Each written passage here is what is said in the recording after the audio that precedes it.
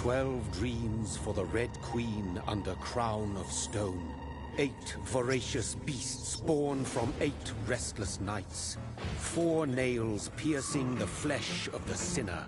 1 prayer for the summoned, called by this song. 'Tis perhaps the countdown to oblivion for the once proud city of London. 'Tis perchance her inhabitants' last dance alone to face death and pestilence. Confronted by the eerie and unknown, mortals became desperate for answers.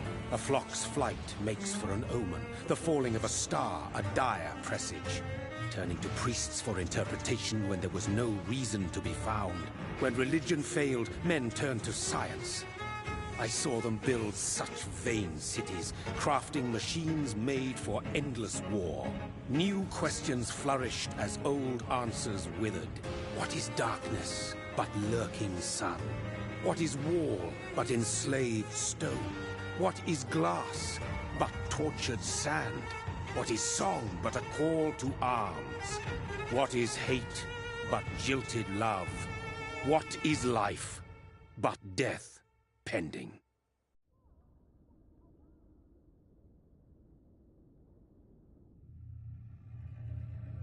Death.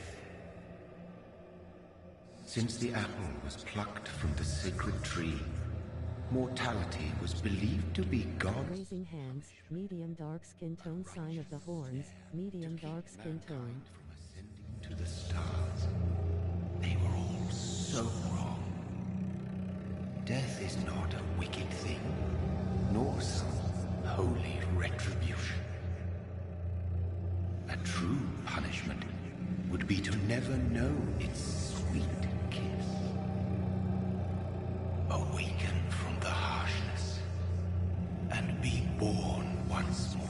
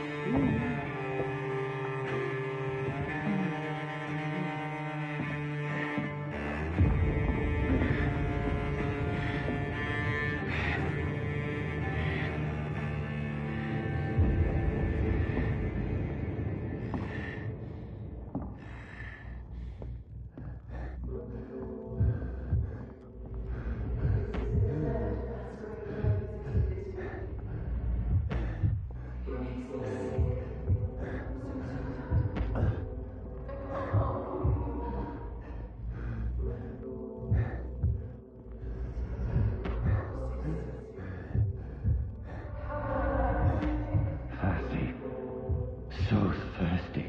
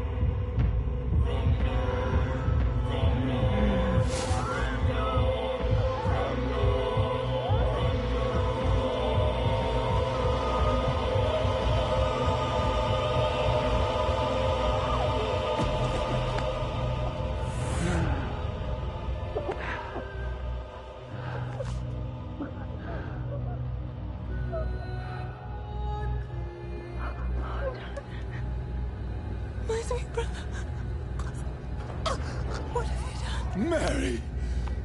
Oh, no! Mary!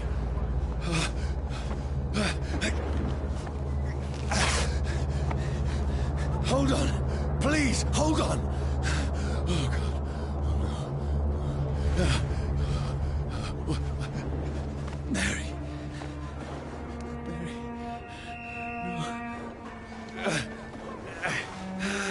No. No. No.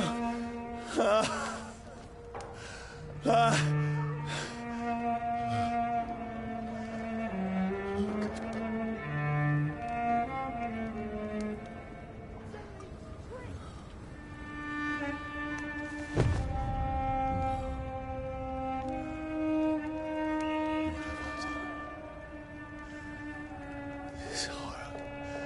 It's a nightmare.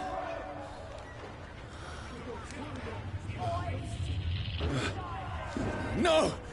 Please, a moment, let me explain!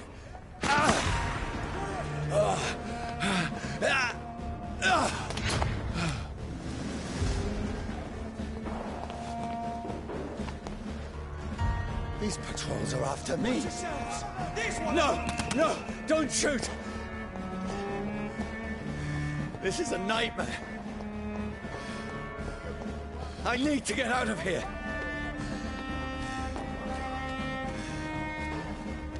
This can't be happening.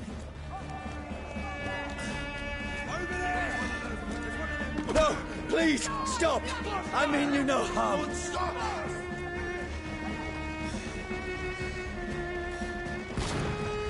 What's going on? Oh, Mary. What have I done? What's all this about? Shit, where'd it go?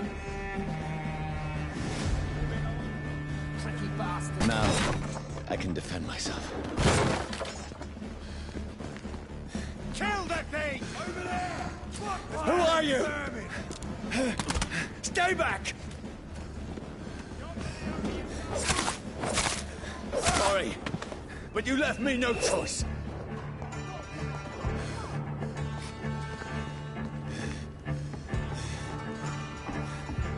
Who are you? Stupid beast! Stand!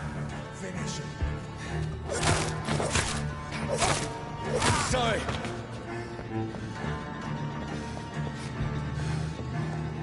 Trust the leads, boys! No, please, stop! Who are you? There's one of them.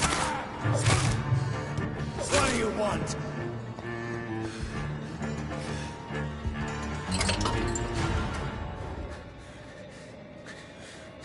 I mean you no harm. I need help. Die, you fucking leech! Please, listen to me. I can't make any sense of this. Shut up, beast! Who are you? What is this all about? What in God's name? I'll do the rest of the job. Just leave me.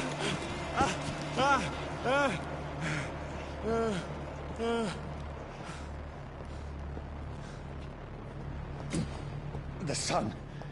It feels like it's burning me to the bone. I need to find somewhere to hide. Over there! Right now! There's one of them. Let me go!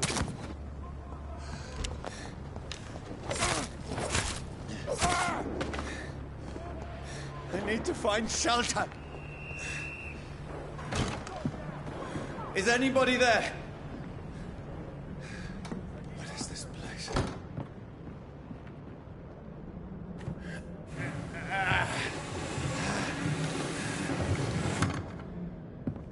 The place seems abandoned.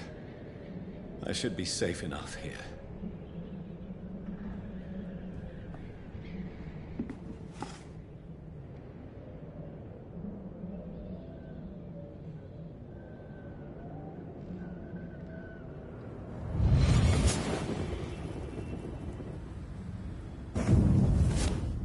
Brother, what have you done? Mary! Mary! Mary, I'm sorry. Whoever did this to us, I will find them.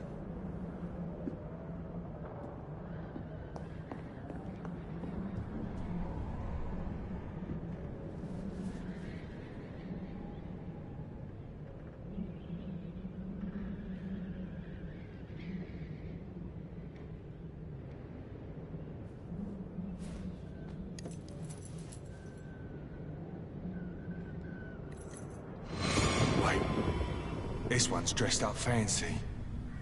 Let's run through his pockets. Picking the dead's pockets? Are you serious? I've still a rent to pay. He's got no more responsibilities. What's this? Gold watch. Beautiful it is. We fancy it and share the takings. I suppose we are undertakers. Now, give him an Eve.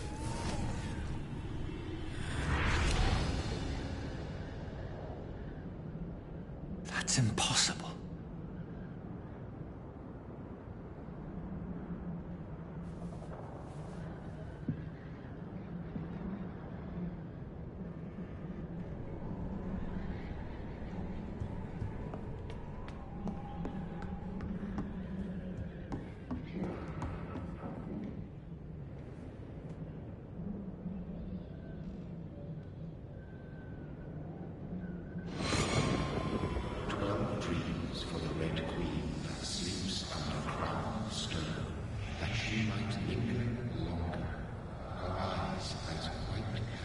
Who goes there?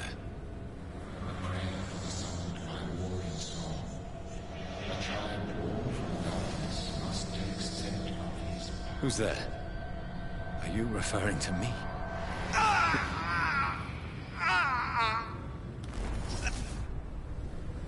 No! No! I still have so much to accomplish.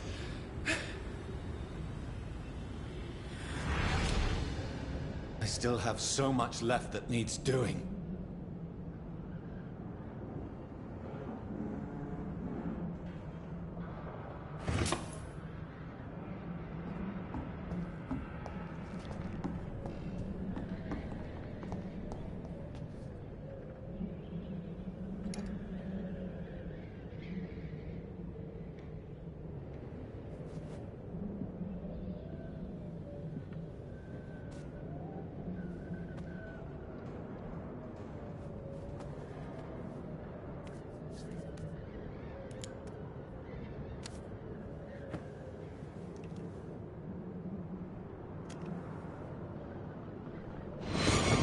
Johnny, this one's lost. We need to leave. And now! No! There's time. I can save him. That's the enemy coming! The orders are to evacuate the hospital! Done. He'll live. And now what? We fight. Killing is a hell of a lot easier than healing.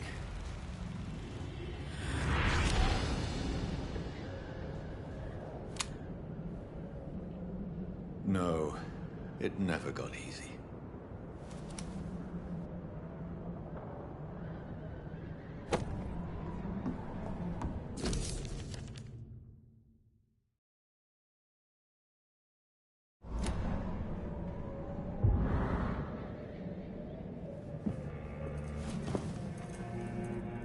This makes no sense.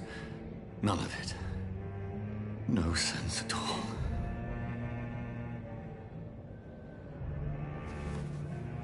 It's a nightmare. HOLLA. That's it.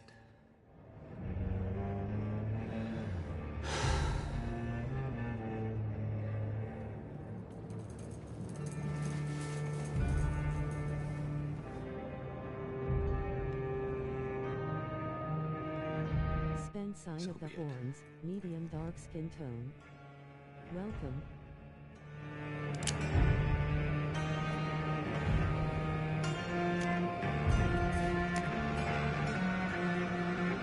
Rational thinking only.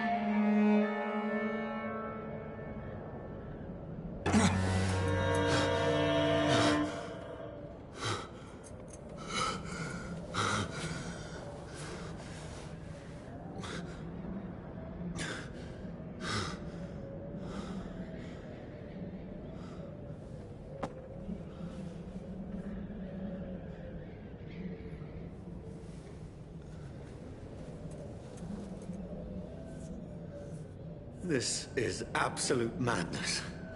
I've lost touch with the real. Madness it is. As mad as the moon. Obtains blinding sunlight into a glowing reflection.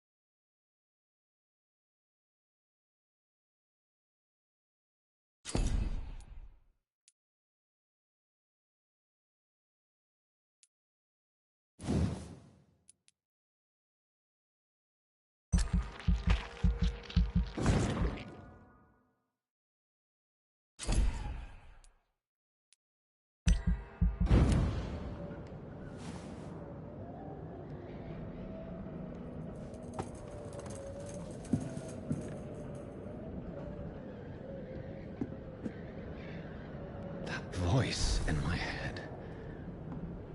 If I'm not mad, then it must belong to the one who made me what I am. I must find him to understand what I have become. These people want me dead. I need to leave now. Here's the leech. Here!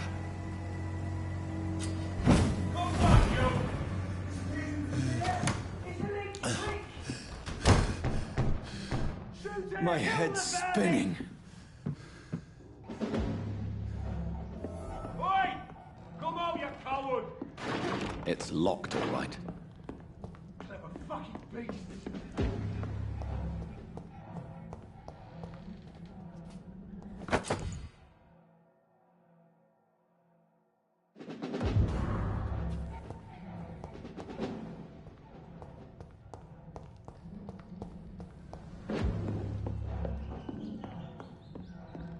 It's locked.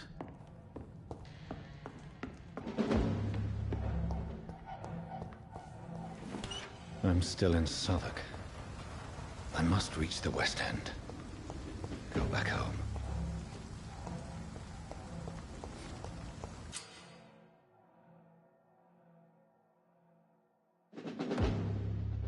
Die, vermin!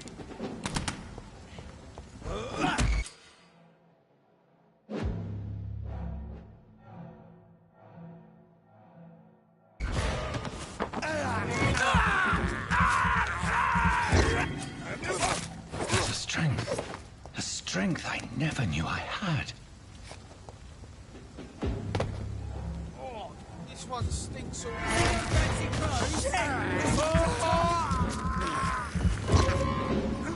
This shouldn't be possible. Fucking fast! Every sinew, every fiber of my being is afire.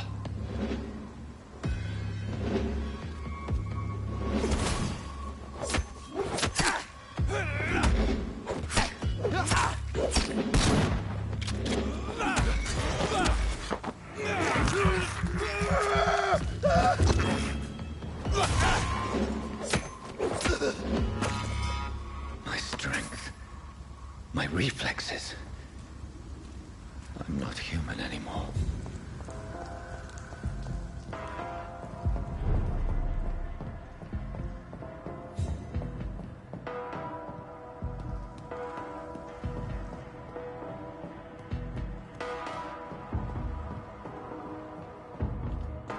My poor sister.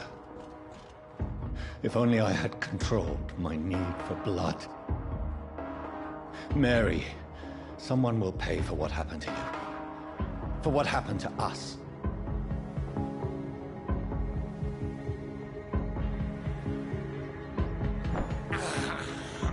I have this thirst for blood. It's locked, all right.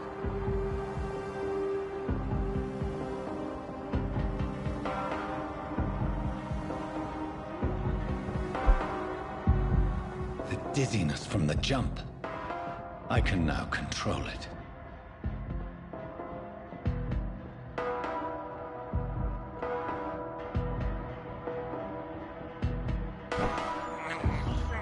I can't believe I'm doing this.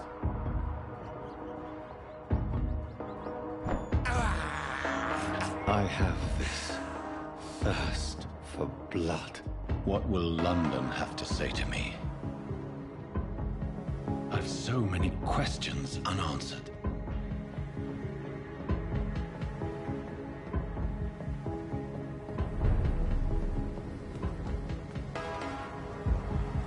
Another corpse. Have the very streets of London become a mausoleum?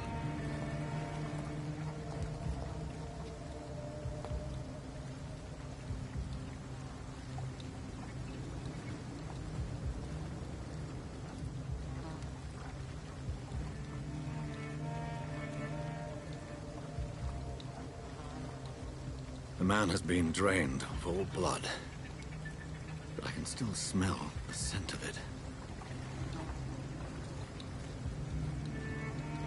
I follow the scent's trail. Perhaps it will lead me to my assailant.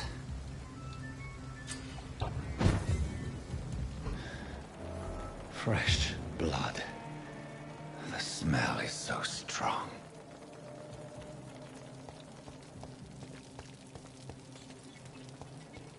Where has everyone gone? According to the blood patterns, that's where the victim was attacked. So that must be the killer's trail.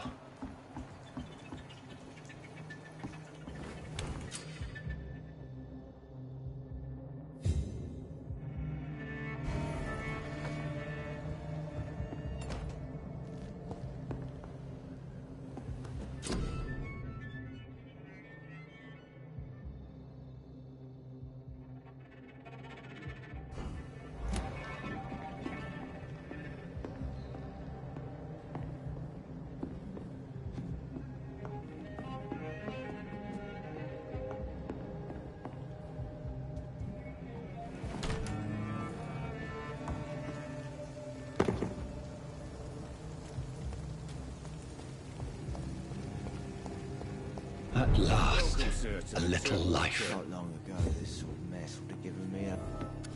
Good evening, sir. I wondered if I could ask for your help. Wow, you look like you need a drink. Yes. I apologize for my outfit. It's been a long night. Been there, seen that. Don't worry, things can only get worse.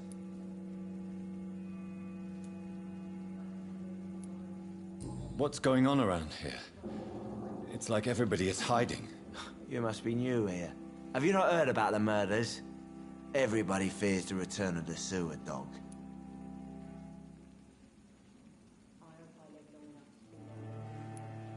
Who is this sewer dog? It's the local bogeyman. Convenient answer for every crime that happened for decades. You murdered someone, blame the sewer dog, eh? You make it sound like it's a fairy tale. People will always believe in monsters. It's easier than accepting their own darkness.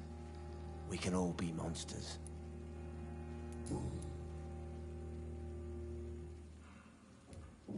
Has anybody entered the bar recently? Can't say. Sorry. I spent the night making love to that gorgeous bottle, see? This is important, sir. Are you sure no one has come in here in the last few hours? I don't know and I don't care.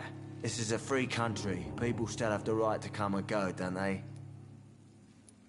I'll leave you to your bottle, then. It didn't deserve this. My God, sir, you look like Jonah's whale just spat you out of hell.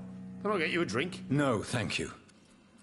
I'm not thirsty. Well, grab a chair and get some rest. This is going to be another long night.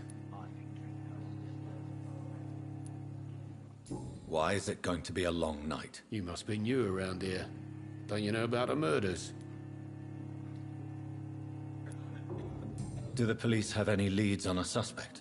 Even before the outbreak, coppers never came round here.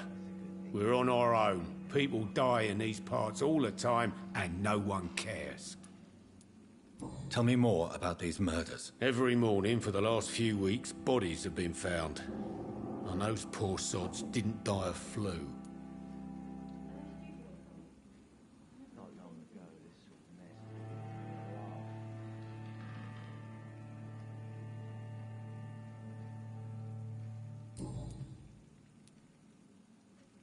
I'm looking for someone who might have passed through here recently. Wondered if you might help. It's been quiet tonight. The only other person I've seen went straight up to his room. Thought it was kind of rude, actually. You mean he's still here? Well, yeah. He paid for the entire week. How long has he been here? He rented the room a few days ago and didn't say when he'd leave. Who is this man? What does he look like? Well, like a gentleman, I guess. Well-dressed, quite polite. A professor or something fancy like that. Always writing, reading notes. I need to meet this man. I have questions. Just climb the stairs and knock on the first door. I heard him open his window, so I guess he's still awake. And, Yes? no funny business. You hear me? This is a respectable establishment. Good thing you cannot see me now, Mum. Are they Hello, sir. Are you all right? Is there any way I can help you? I don't know. Maybe you could just talk to me. Maybe you prefer to speak with Tom, then. He's more agreeable talking to strangers. I just want to talk. I didn't mean to scare you. I'm not afraid, sir. It's just I've other customers to take care of. I only see one customer. Oh. Well, yeah, of course. I mean, I best check on them. What is this place? This is Tom's bar, a turquoise turtle. I'm the barmaid here, Sabrina, if you want to know. Are you always open this late at night? No, it's only since the epidemic started. Tom thought that people may need a safe place to stay. You don't seem to have much business. Where is everybody? Well, most people are sleeping right now. And those that are awake tend to avoid going out. What with the murders and all. What's going on around here? Where is everyone? Too many dead, sir. First the epidemic, and now all these terrible murders. The murders? What can you say about them? Bodies found in the streets every morning. Drained of blood. It's just horrible. Some say the sewer dog is back. The sewer dog? What's that? No one knows. People have always disappeared around these parts. The ancients say it's the sewer dog coming out to feed. But now he's killing in the streets. What have you heard about the epidemic? There's a Spanish flu. Yeah, killed so many last summer. Thought we'd seen the last of it. Dozens dying every week. Are the authorities doing anything? Nothing. There are so many quarantine zones in London now. It's gotten really hard to travel across town. I'll leave then. Thank you.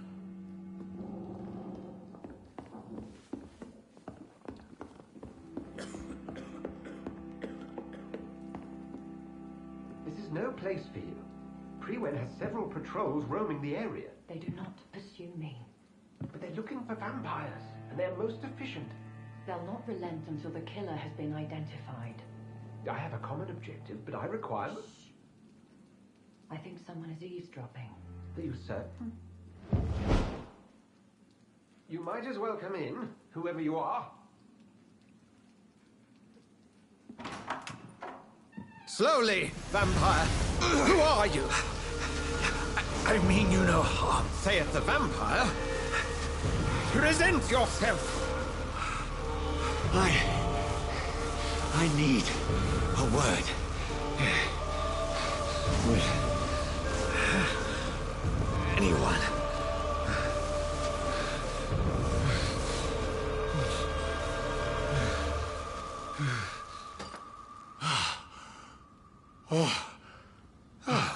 Well, that's something I can do for you.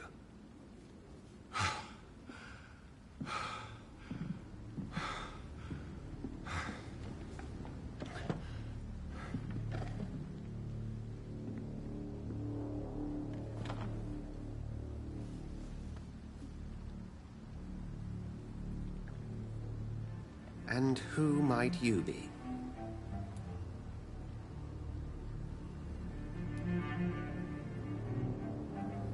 I'm not sure that I know anymore. Might I at least learn the reason of your presence? That's none of your concern. Sir, you have entered my room in the middle of the night, pale as a corpse and shaking like a tree. So please, indulge me. Someone is molesting people. In fact, killing them. Biting them. The calling card of a vampire.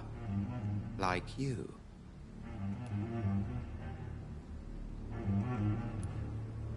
I've been hunted down in the streets and attacked. I'm a victim here, too. I believe you. Then if you are not a vampire, who or what are you? Dr. Edgar Swansea of the Brotherhood of St. Paul. I'm performing an independent investigation here in an attempt to understand precisely what is going on. I heard another voice, that of a woman. Who were you talking to? Ridiculous. I've no idea what you're talking about. Something tells me not to trust you. Then the feeling is mutual. What have you uncovered concerning the murders? It started a few nights ago. Rumors of violent murders. The docks have always been, shall we say, somewhat unsavory. But this is different. How different? A vampire is at work here. Famished. Reckless. It must be brought to ground, and quickly.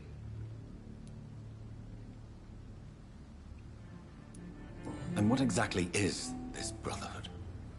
Sir, if the name is not familiar to you, then we shall discuss it another time. Then help me find the culprit. I may. If you'll first tell me why you opened this door. I followed a trail. The scent of blood from a recent victim. It led me here. You thought I was your aggressor. That explains a great deal. We're both chasing the same shadow.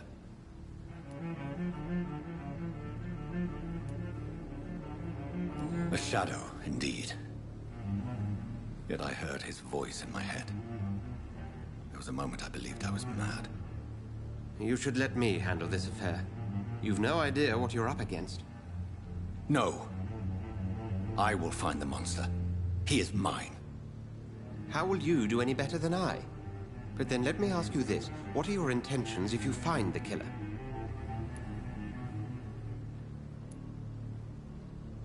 I'll end him. Then I can only wish you good hunting. And pray we shall meet again.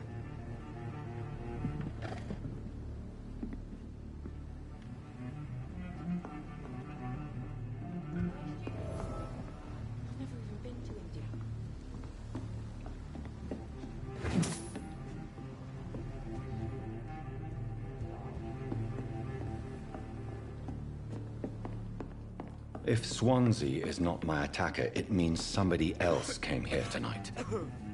Someone must know something. Welcome back. Did you find what you were after? I can't say I have. Are you sure no one else came into your bar before I arrived? Hey, I told you, you were the only other stranger I've had. I think you're hiding something from me. I hide many things from many people, sir. That's what my job's about. Goodbye, Mr. Watts. Are they stupid or something? I've never even been... Hello, sir. May I disturb you again? And you're still ugly as sin. I'll leave you to your bottle, then.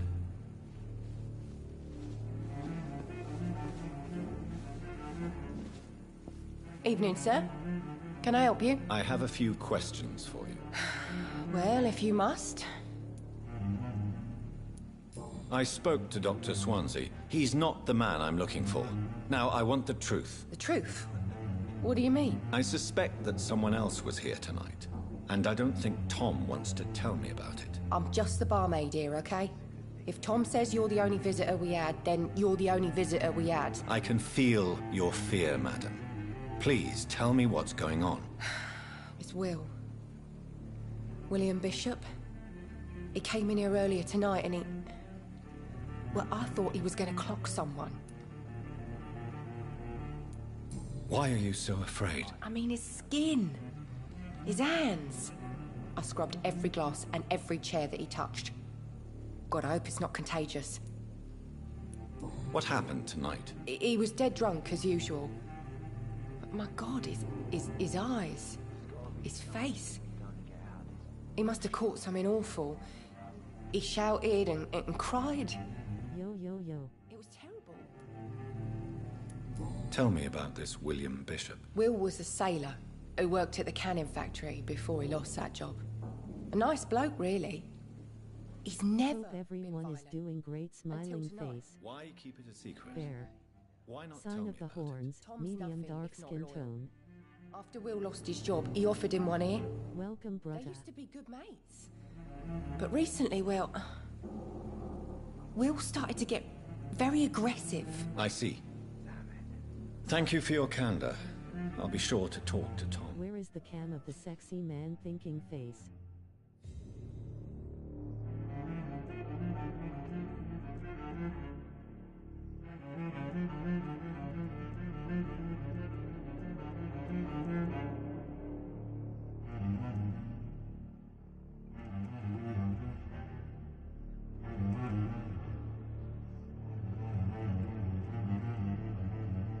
I lost my voice, so I'm just chilling. Now I'm blushing and you can't tell.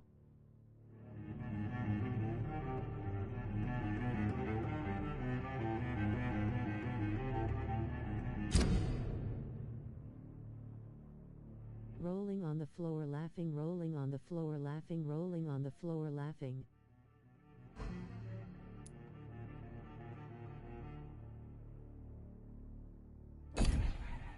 Oh, okay, so it's really gone. I mean, like, yeah, it's pretty gone. It kind of sucks. And I didn't think anybody wanted to listen. Recover quickly, buddy. Man, I guess I could put my Batman mask on. Swear to me.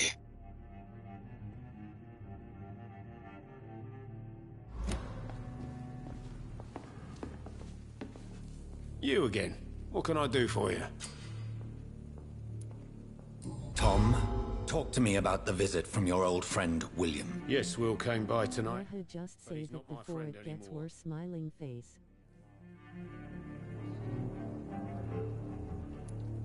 Why lie to me if he is not your friend? I didn't lie. I said you were my only unannounced customer, and that's the truth. So 33 is finished? Was really the final boss yesterday? Who is he? William. Just an old sailor who loves his gin too much. He worked for years at the canning factory before it closed.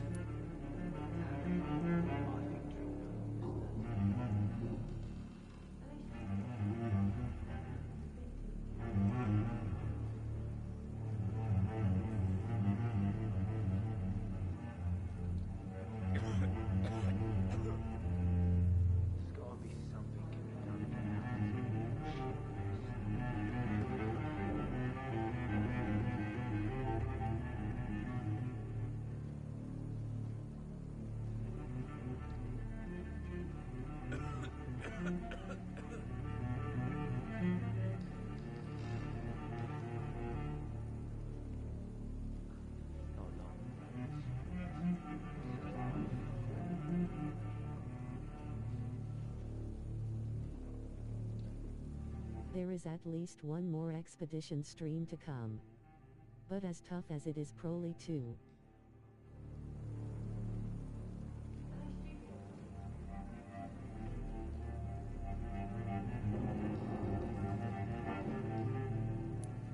Is he dangerous? Yeah. Like many drunks, he's all bark and no bite. He can barely stand up most of the time. Okay, smiling face. How was he tonight? Was he different? Sicker than usual, perhaps. He whined and mumbled about how mean people were to him and how he'd like to talk to me outside, and then he left when I refused. I need to find him. It's a matter of urgency. Do you know where he is? You could try his boat. It's up by the North Pier. He sleeps there when he's too drunk to get home. Please describe him to me. What do you expect? He's a tall, sick bastard with a bad rash and torn old clothes. William used to be strong. Now he's a mess. Thank you, Tom. If you see him, tell him I don't want him back here unless he cleans up his act, okay?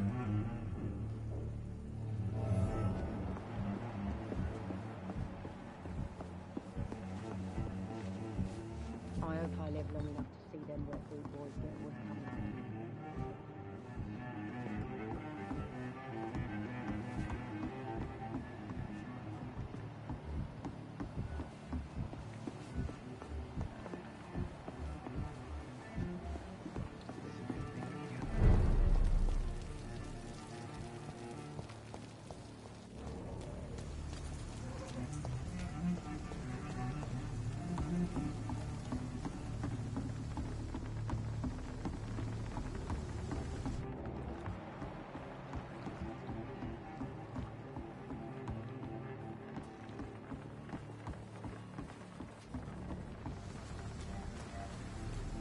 I cannot enter.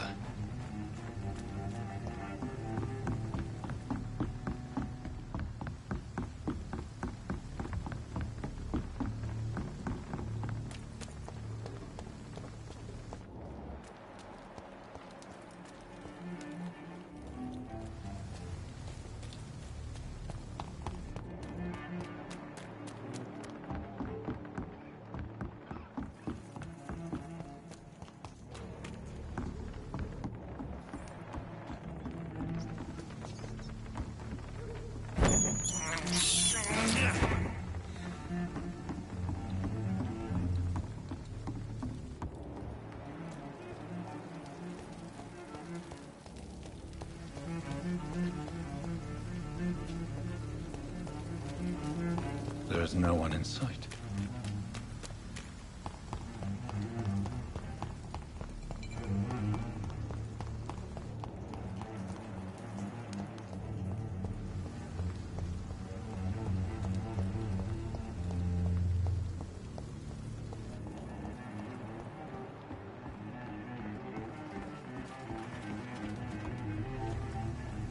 The body is still warm. This man has just been drained of blood. What's this? Some sort of note. This corpse has been dried of its blood, just like the previous victim. This man was armed. He tried to defend himself.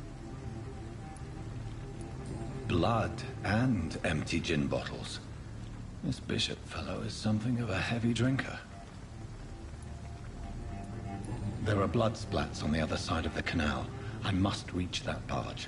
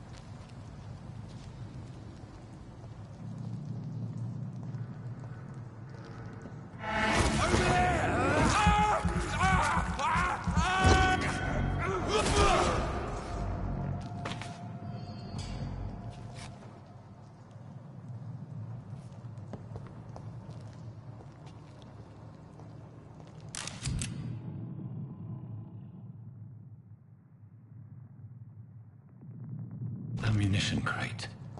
Good. I may need a lot of bullets. I feel like I'm back on the front line again. You ever know McCullum to be wrong about anything? Right. No time I can remember. But I've only been part of the golf.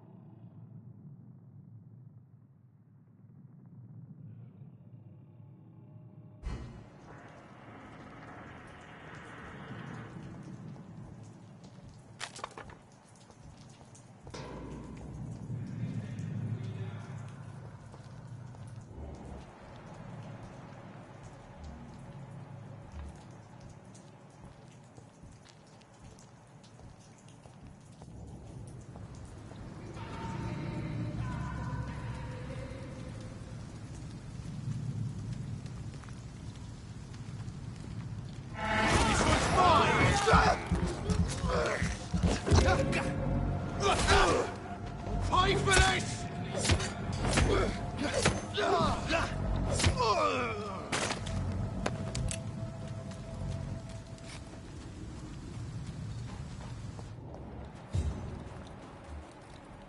I like their screams when you burn them alive. Don't come closer, sir.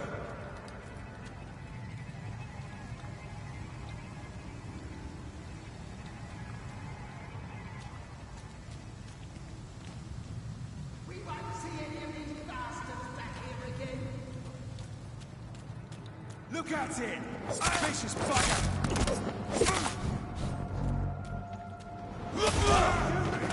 Kill it!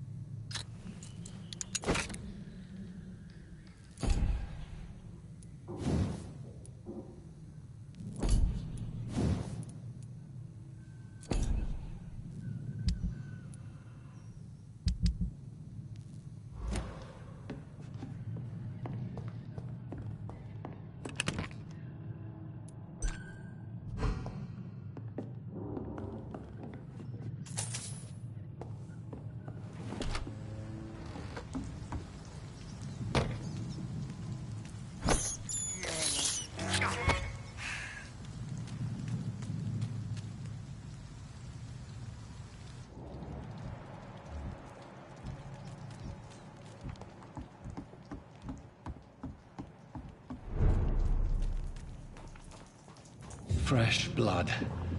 The whole building reeks of it. The scent is so strong it makes me dizzy.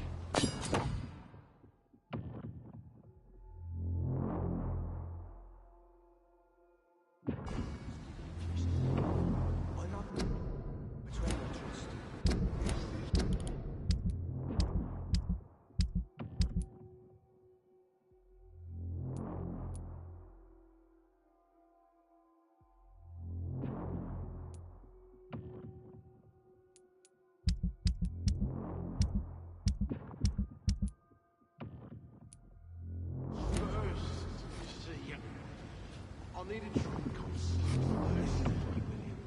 As one, we shall overcome this. We've done it before. I had a drink outside. It did not quench my thirst. I must have more. Oh dear God. Not again. William, please stop. This place reeks of bloodshed. Dearest friend. William. This creature is bedeviled. I can't feel it. I must put it down.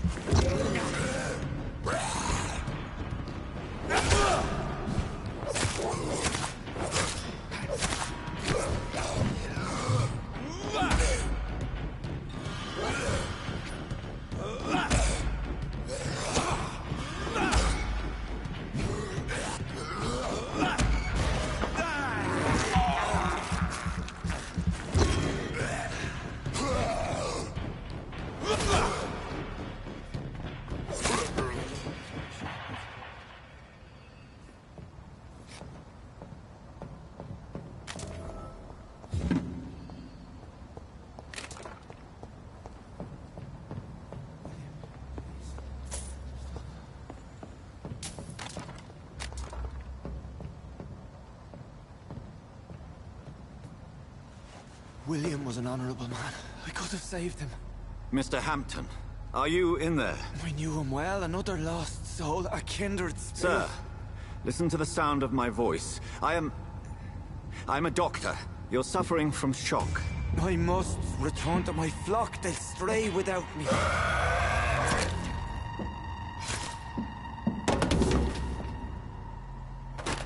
Remember, certain skulls are every bit as resistant as we are.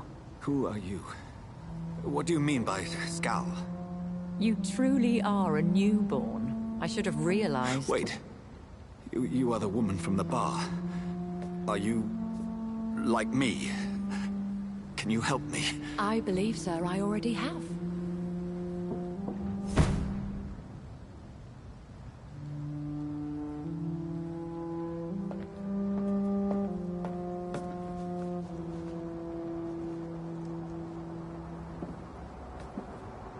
By George and the Saints, you've solved the mystery of these terrible murders.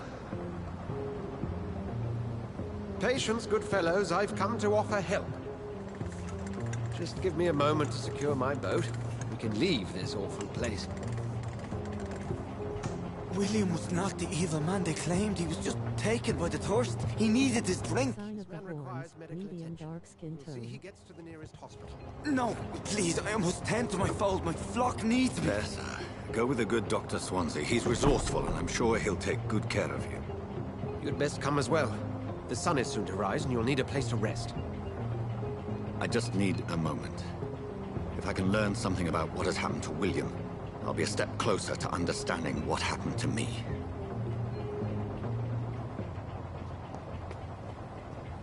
This poor creature can't be my maker.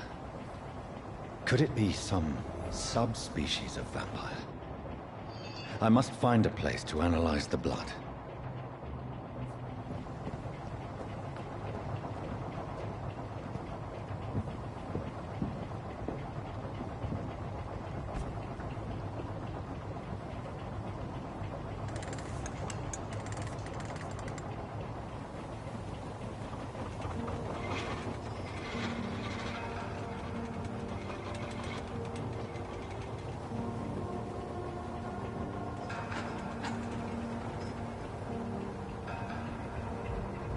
Where are we headed? We're on our way to the Pembroke Hospital. It's just across the canal. They'll have a bed for poor Mr. Hampton. William was... What manner of creature was he? Predator, prey, villain, and victim. Who can say? The important thing is that he's been stopped. Duly noted. And the woman? What... Who is she? What woman? Oh, don't play me for a fool. You used me to locate that skull. You must know who she is. I thought you a gentleman. You shouldn't talk about a lady behind her back, but I will tell you she values her privacy. Were London as peaceful as she appears from the middle of the canal? If only that were the reality of the situation. To be honest, I've always tried to avoid this part of town. Pembroke Hospital is the last bastion between the rest of London and the epidemic. The flu has decimated the East End and the war still rages. Welcome to the front lines of a plague. This is where you work, Dr. Swansea? I am the administrator of Pembroke Hospital. I thought you were here in service of your mysterious order, the Brotherhood of... Of St. Paul's Stole, yes. But first and foremost, I'm a man of science. A physician, like yourself, Dr. Reed. How do you know who I am? No need for modesty. You are Dr. Jonathan Reed, a surgeon of some caliber and renown, if I'm not mistaken. You are correct, sir. I knew it. I had my suspicions. But when you took the blood sample from the corpse of poor William, I was certain. Dr. Reed. Marvelous. Have we met? I attended 3 of your seminars before the war. I have the utmost admiration for your research. And what a turn of fate. England's most esteemed blood specialist returns to London a vampire. That word, again, from a so-called man of science. I understand. Traditionally, the role of science is to refute myth, but when myth walks among us, the Brotherhood of St. Paul has dedicated its purpose to their study. There's so much for you to learn. And for that, you are right. Well, then let me be blunt. Join my staff at Pembroke Hospital. As a physician, if you fear me, how's is it going? I suspect you'll not hope find you're a better well. post of employment Smashing to the like contemplate thumbs your up button.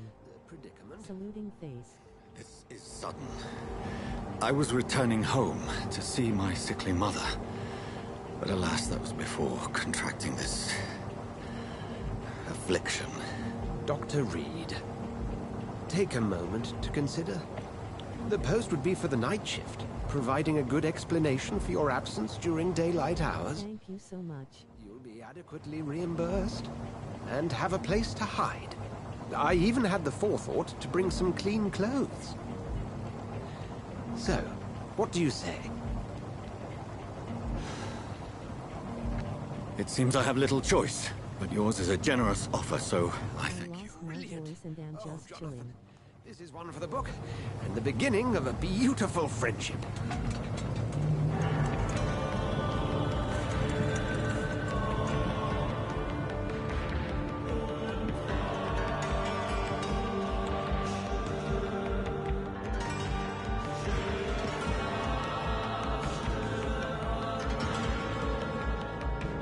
You are feeling better than me, rolling on the floor laughing. Welcome and thanks for being here. Dr. Swansea, thank goodness. I was beginning to be concerned. Worry no more, Nurse Crane, for I bring good news.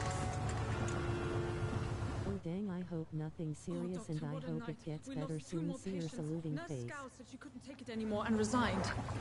Yes, well, I'll make a new rota in the morning. In the meantime, find a good bed for Mr. Hampton. Be sure to pay attention to his needs. Of course, Doctor. Oh, and Dorothy? Yes, Doctor? Dr. Reed here has just returned from... I feel fine, but my voice is just trash. ...will be joining us here at Pembroke. We're very lucky to have gained a surgeon of his talent, and one so experienced in blood transfusion. And the moonlight is Batman tonight. Swear to me.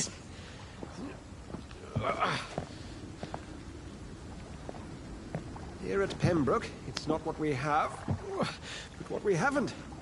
It's only thanks to Nurse Crane and the staff that our ship doesn't sink. If you have any questions, just ask her. Duly noted. Thank you. Your assistance is required, Dr. Swansea, immediately. Welcome aboard, Jonathan. We'll catch up after my rounds. Coming, Nurse Crane. I'm coming.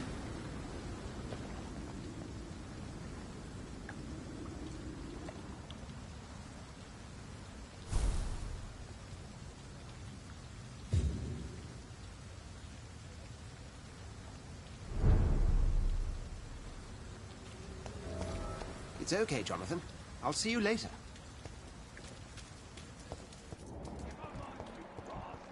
You can do better than that. Nah. It's my turn.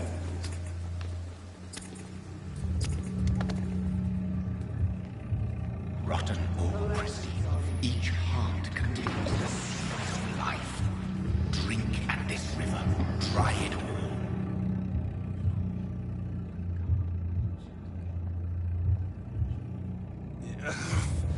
Oh, come on, you bastard! I won't bite. Sir, please. You've lost too much blood. Calm yourself. You think I didn't notice? Stop your staring and get me to an hospital, you arse!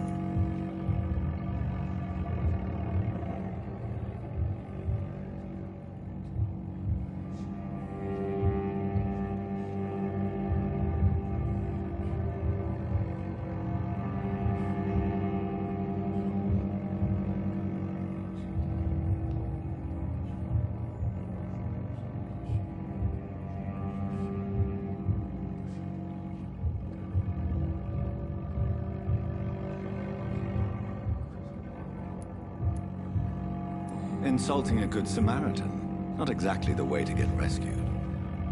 All right, sorry. I am in pain here. Me guts are spilling out onto the street and you're yabbering on. Yes. That's a very nasty wound you've got there. Take my word, I am a doctor. Dr. Jonathan Reed. Name's Clay Cox. I'd appreciate you helping me to a better place, Doc. Follow me, Mr. Cox. Let me assist you to that better place.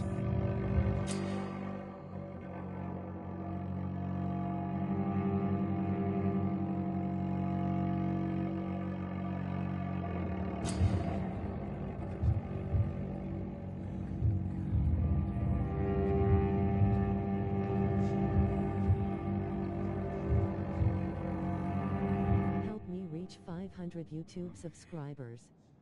Like, subscribe, buy me a coffee or subscribe to my Patreon. Holla if you fear me.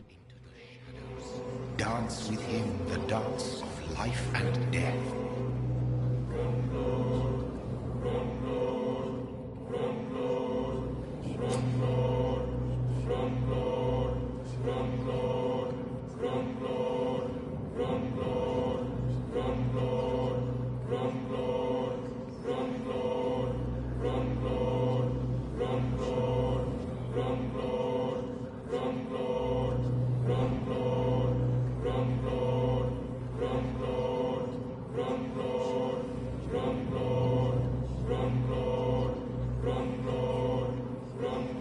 No more.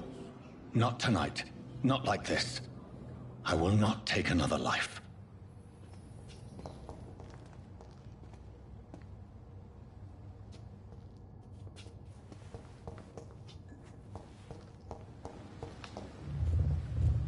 It is wise for the huntsman to sometimes let his prey go, but no famished hunter can run for long.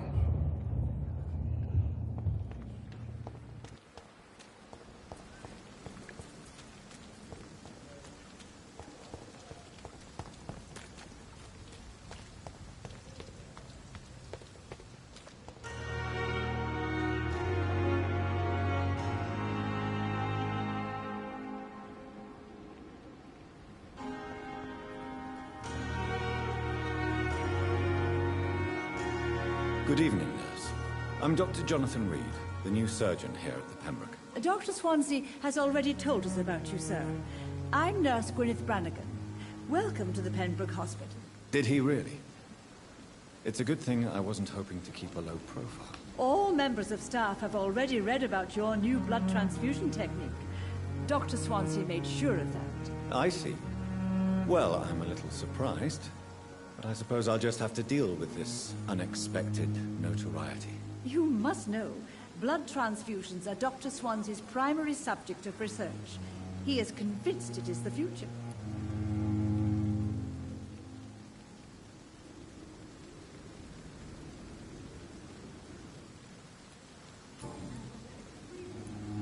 How are things here? Not good, to say the least. We're struggling against an invisible enemy, more lethal than any bullet from a gun. It's hard, Doctor. Do you think this hospital can survive the epidemic? We are all volunteers here, and we're trying to hold fast, but how do we beat an invisible killer? Some nurses have already resigned.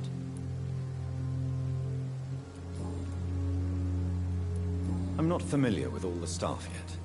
Perhaps you could help me. Brilliant professionals, most of them. Dr. Swansea has a gift for recruiting talent. Most of them. Is there a problem I should know about, nurse? It would be inappropriate for me to speak ill of a colleague.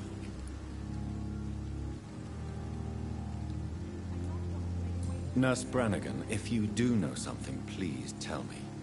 Anything you say will be held in confidence. No. I may disagree with some conduct, but in the end, everybody is doing their best.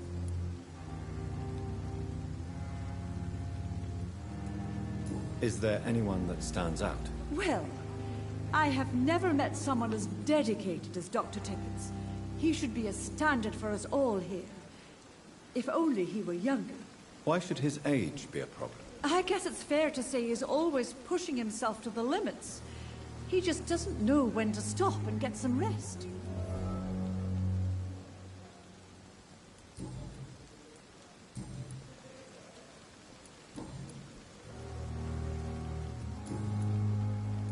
Goodbye, nurse. Call me if you need assistance. I'm not one to make wait, Doctor. I've patients to attend. Doctor, where have you been? I've little time to play hide-and-seek with new staff members, no matter how illustrious they may be. I found a wounded man by the docks. He answers to the name of Clay Cox. He requires urgent medical attention. Already making the rounds? That's the Pembroke spirit. I'll ask our porter, Milton, to bring him back immediately. Thank you, nurse. What can I do for you? Dr. Swansea insisted we provide you a quiet office. You'll find it on the second floor with your name on the door. Thank you. Nurse Crane, isn't it? Yes, Dorothy Crane. Welcome to Pembroke Hospital, Dr. Reed. Your office has been prepared.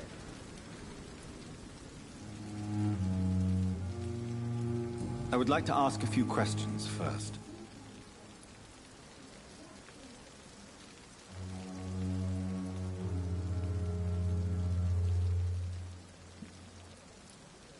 And Mr. Hampton, the patient we brought in, how does he fare? I gave him a sedative to help him sleep. Poor thing was in quite a state of shock. Thank you, Nurse Crane.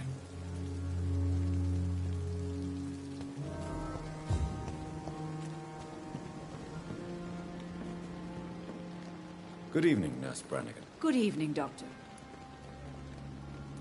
Goodbye, nurse. Call me if you need assistance.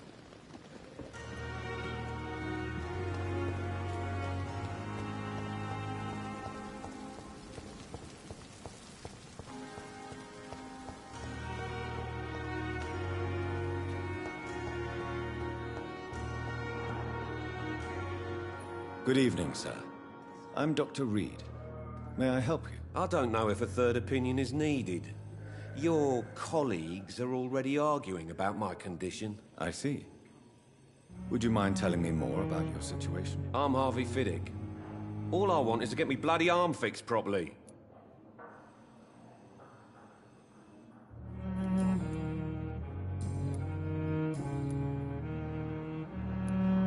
Tell me about the doctors who are arguing about your case. Strickland and Aykroyd. They both want the best for me, but there's a lot of pride there. Doctors are no different from carpenters, it seems. What do you mean? I often had professional arguments with rivals on a building site. Difference is, I disagreed about wooden nails, not flesh and bones. Tell me about yourself, Mr. Fiddick. I'm just a regular guy waiting to get his arm fixed, so I can return to work and to my family. I was more curious about what you were doing before being hospitalized. I'm a carpenter, and a good one too. But that means I need both arms to feed my family, Dr. Reed. Are you satisfied with your treatment here? Well, it's clear that I've chosen a bad time to be injured. Forgive my bluntness, but you seem overwhelmed by cases of the flu. I won't lie to you about it. I'm afraid we are. Are you sure you don't want to operate yourself, Dr. Reed? I have the feeling you're very capable. And your colleagues seem to think so too. In other circumstances, you would be right. But for now, I don't think I can take on the responsibility. My apologies. Goodbye for now, Mr. Fiddick. I'll see you later. You always knew the words to calm the children, Ellen. Seems to be falling apart. As for me... But in the circumstances, I'm willing to give you the benefit of the doubt. Good evening, Doctor. I believe we're going to be working together. Dr. Reed. Dr. Swansea informed us of your arrival, but I could not dare to believe we'd have such good fortune. Such an honor, sir. Thank you. And you are? I am Thoreau Strickland, Dr. Thoreau Strickland. I'm a great admirer of your work, Dr. Reed. Please, could you tell me something about yourself? I'm a great admirer of your work concerning blood transfusion, Dr. Reed. I run my own experiments. I'm convinced it's the future.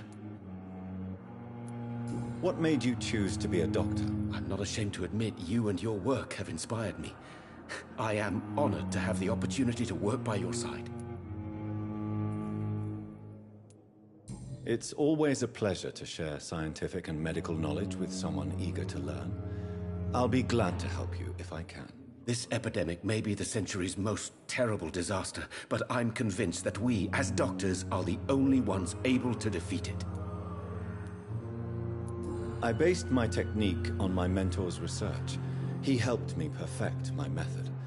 What is yours? I'd rather not talk about it. For now, it's just theories and first approach. My process is purely experimental and unsuccessful. As long as you're cautious and methodical, you may remain empty-handed, but you won't fail. You're not the first one to warn me, but I am convinced knowledge is the main weapon against the ravages of this epidemic. What can you tell me about the Pembroke? Well, it has always been an honor to work with Dr. Swansea. But with your arrival, I can't think of a better opportunity to learn about blood transfusion. Do you need help with anything in particular? Well, yes, maybe. I'm waiting for a batch of products I ordered for my personal research, yet my supplier seems to have vanished. Do you want me to play the errand boy for you? Oh no, Dr. Reed. But if you went personally to his shop, what with your reputation and all, he wouldn't dare to refuse the products I need. I see. Well, give me the address, for I may pass by if I have time.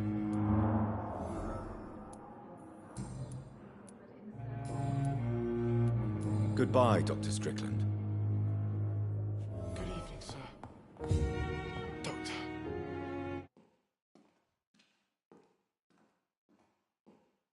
You always knew the words to calm the children, Ellen. As for me, what a blundering idiot. Good evening, madam. Can I help you? It's my son who needs you, sir. I'm Dr. Jonathan Reed. How can I help your son? I'm Beatrice Goswick, mother of Mortimer Goswick. Could you check on him, please, Dr. Reed? I've heard much of your talents as a physician. What do you think of your reception here?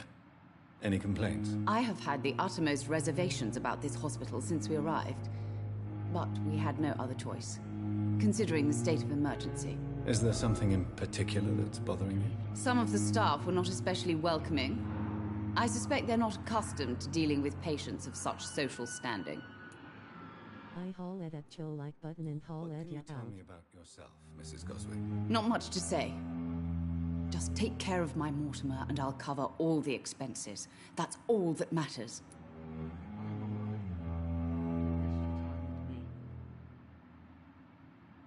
No MF pants.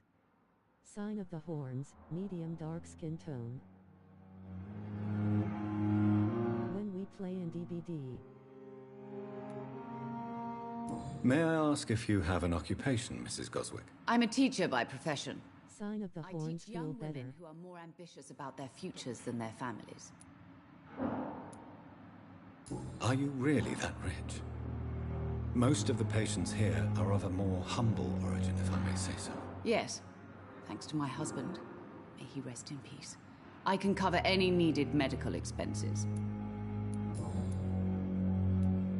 Tell me more about your arrival at the Pembroke Hospital. Question. What gave you such a bad first impression? The ambulance driver was quite rude, for a start. And that nurse, Miss Hawkins, seems to have quite a dubious attitude. What do you mean? She managed to secure a bed for my son despite the epidemic. It was a relief, but it wasn't cheap. She charged you for a bed? Yes, and I paid without question, considering the urgency of the situation. Not sure today having a super bad flare-up, maybe tomorrow. I share your concern, Mrs. Goswick. Be sure that I'll talk to the people involved. I don't expect compensation, Dr. Reed. But I'm aware such behavior would not be tolerated in other hospitals.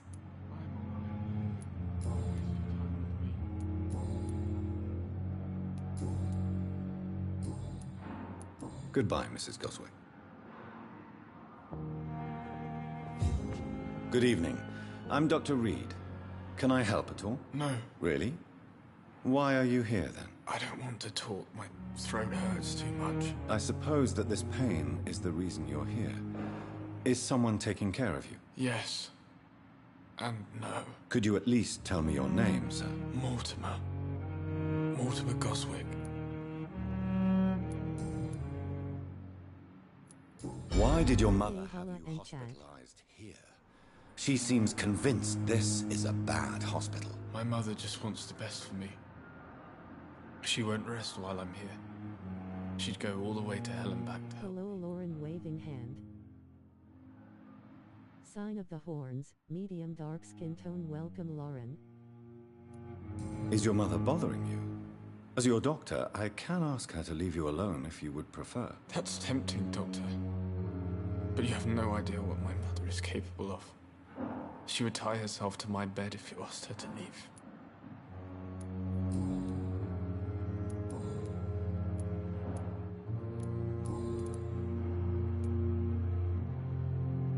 Tell me about yourself, Mr. Goswick. I don't want to talk, Doctor.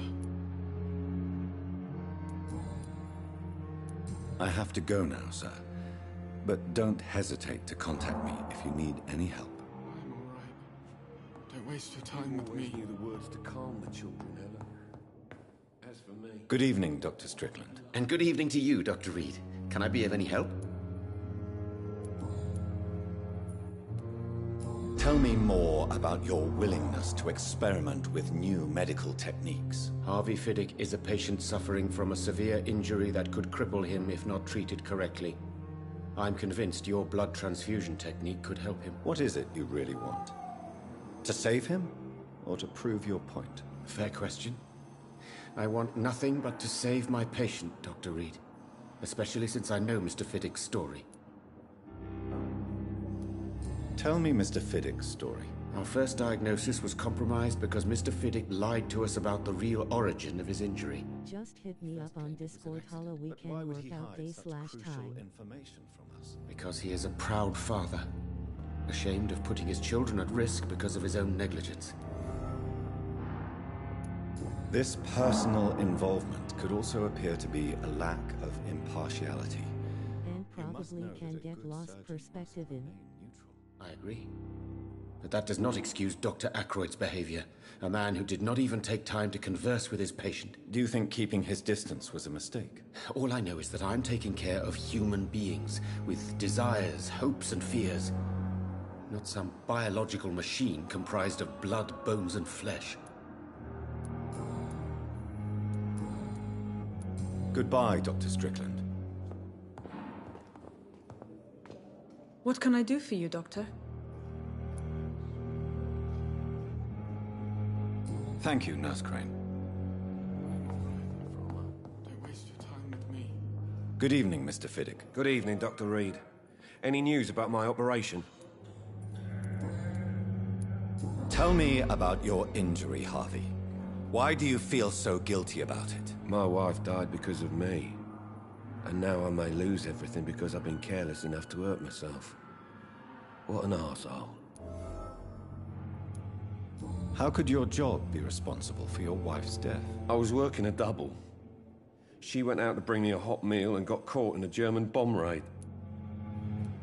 You can't hold yourself responsible for your injury, Mr. Fiddick, unless you tried to hurt yourself. Of course I didn't hurt myself. But I can't work until my arm is fixed. My children need to eat, Doctor. Tell me more about the death of your wife, Harvey. 1915. I was in the army, building workshops for the Royal Flying Corps. Helen was happy I wasn't sent to the front. What happened? The Germans sent Zeppelins to bomb the construction site, but they missed their target. My wife was bringing my dinner when the bombs fell. I'm sorry for your loss. So many died during the bombings. I served in France and witnessed the carnage there. I would like to say that she didn't suffer. Truth is, I have no idea. I just know that I'm all that me kids have. Poor little bleeders. How are your children after losing their mother? They were smaller then. The only good thing about this is my Helen didn't bring them with her that night. Goodbye for now, Mr. Fiddick. I'll see you later. I will not let you down, my boy. With you at our side. Good evening, Dr. Strickland. And good evening to you, Dr. Reed. Can I be of any help? Goodbye, Dr. Strickland. Good evening, sir. I'm Dr. Reed. I believe we're going to be colleagues. Reed? Yes, I've been informed about your arrival. I'm Waverly Ackroyd. Welcome aboard, I suppose. Does my arrival inconvenience you in some way, Dr. Ackroyd? Let us just say that I don't particularly share Dr. Swansea's enthusiasm for hiring you. What we need here are reliable professionals, not overrated dabblers.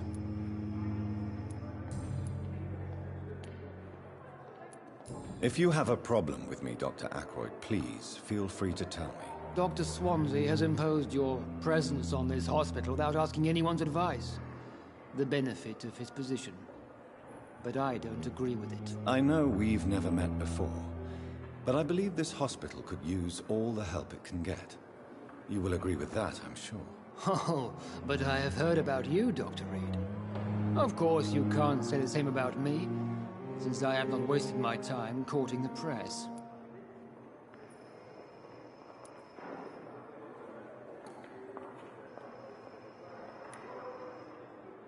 Aren't you too old for such jealousy?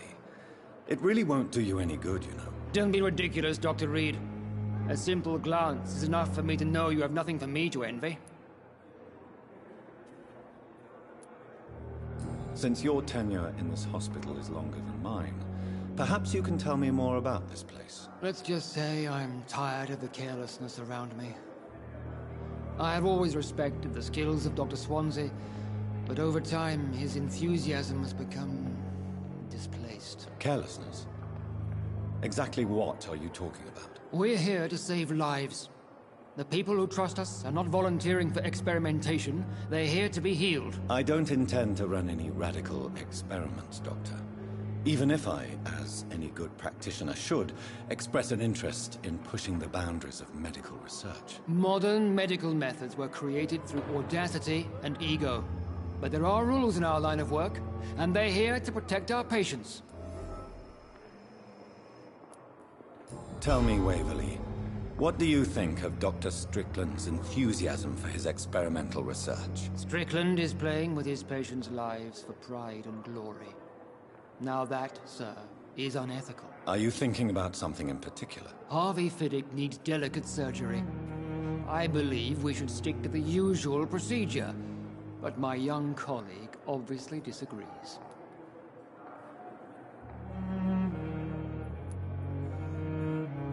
Why do you wish to lead this surgery? I strongly believe that Mr. Fiddick should not be butchered to test an unproven procedure.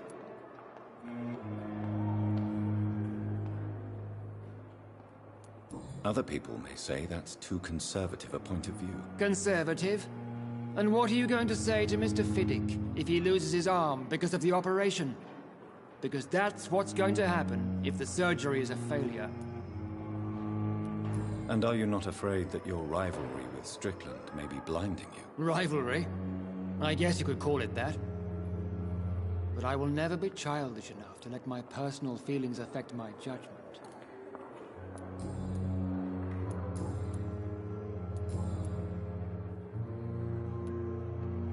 I don't know what you've heard about me, but I have already proved my value as a practitioner. I don't question your skills, Dr. Reed, but your motive. Is it money, fame, or are you truly dedicated? And what exactly is that supposed to mean? I served in the war just like you. But unlike you, I did not use the wounded to play the modern sorcerer. Be careful what you insinuate, Dr. Ackroyd. I only want you to admit you used those men to improve your theories. This is ridiculous. My blood transfusion technique saved many lives, and you know it. You see? That is exactly what I hate about people like you. You avoid this kind of accusation instead of facing reality. It seems you have bad memories of your military service. I refuse to see this industrial slaughter as scientific progress. War only reveals the worst in men. We can at least agree on something, Dr. Ackroyd. Thank you for your time. We'll talk later.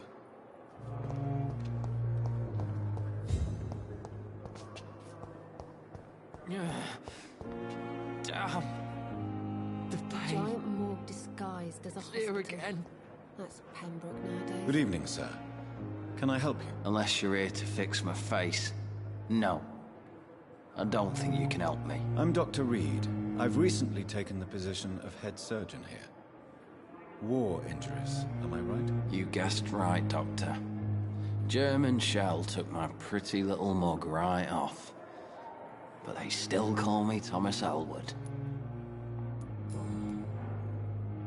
How is your stay with us, Mr. Elwood? Oh, it's bliss. I just escaped death in the trenches to be surrounded again by the moans of the dying. Can I ask you precisely why you're a patient here? It's the pain, sir. The drugs don't work. It just hurts under the scars, if you get my drift. Can I do anything for your pain? Nurses gave me a bunch of pills. No effect. Told you. It's like the flames are under my skin, burning away. Who is treating you? Is someone in particular looking after your case? Nobody since the old and tired doctor spoke to me. Started to think I was forgotten about. Wouldn't blame you. You don't seem worried by that. My face hurts so much more when I smile or cry. I've learned it's easier not to speak. But be assured I'm smiling inside.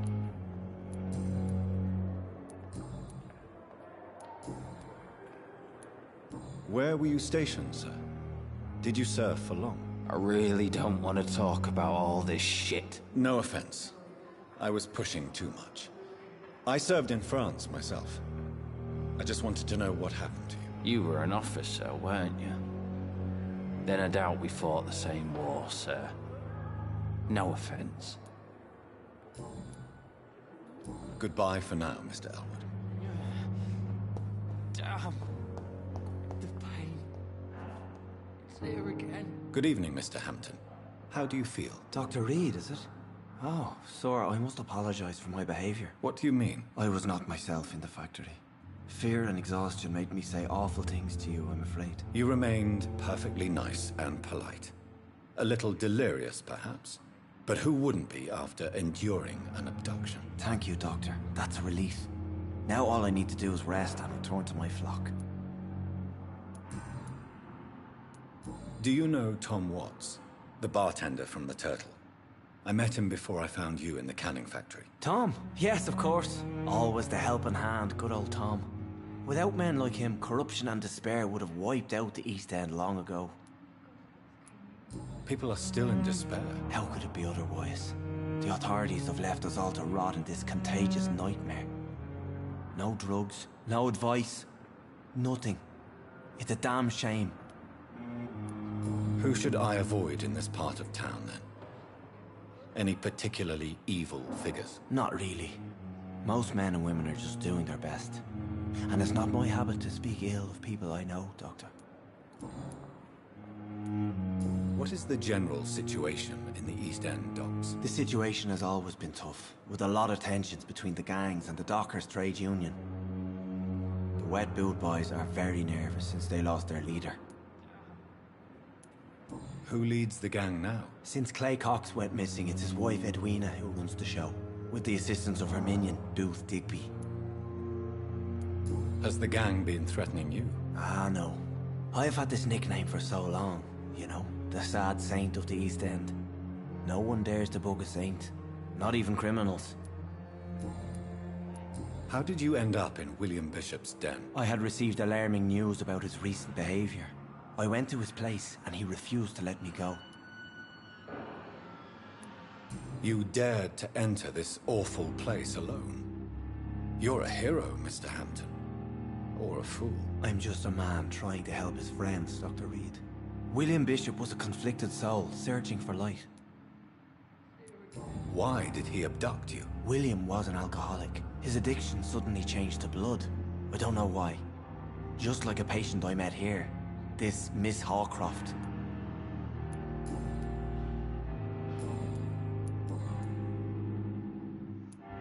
Have you made friends since you arrived? Not really. But I recognize Miss Harriet Jones. I knew her when she lived by the docks.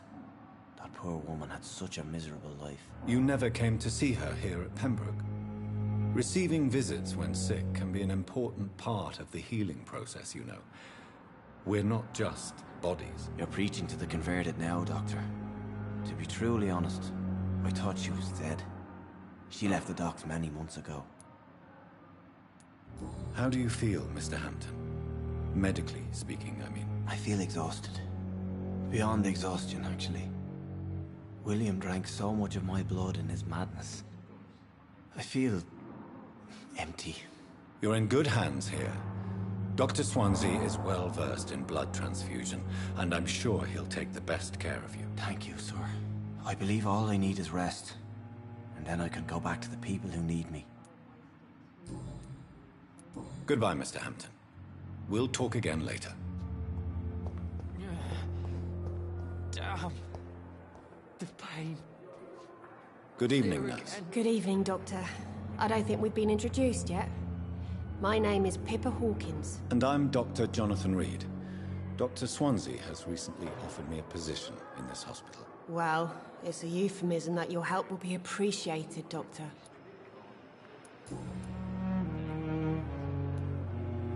How long have you been a nurse? Well, long enough to see that the epidemic is winning.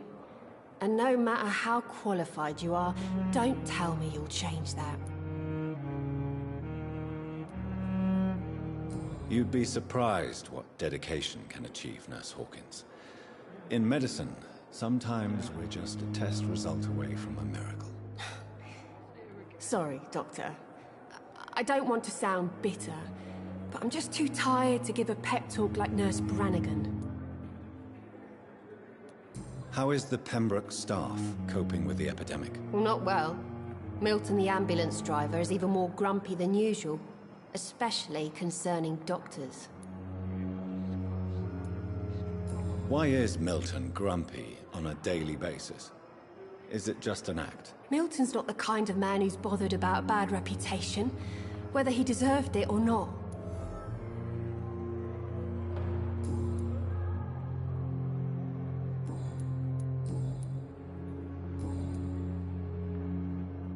Goodbye, Nurse Hawkins.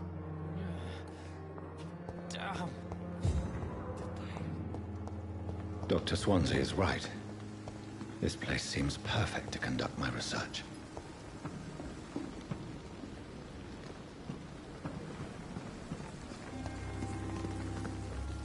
We are horrific liars. Good evening, sir. So it is true.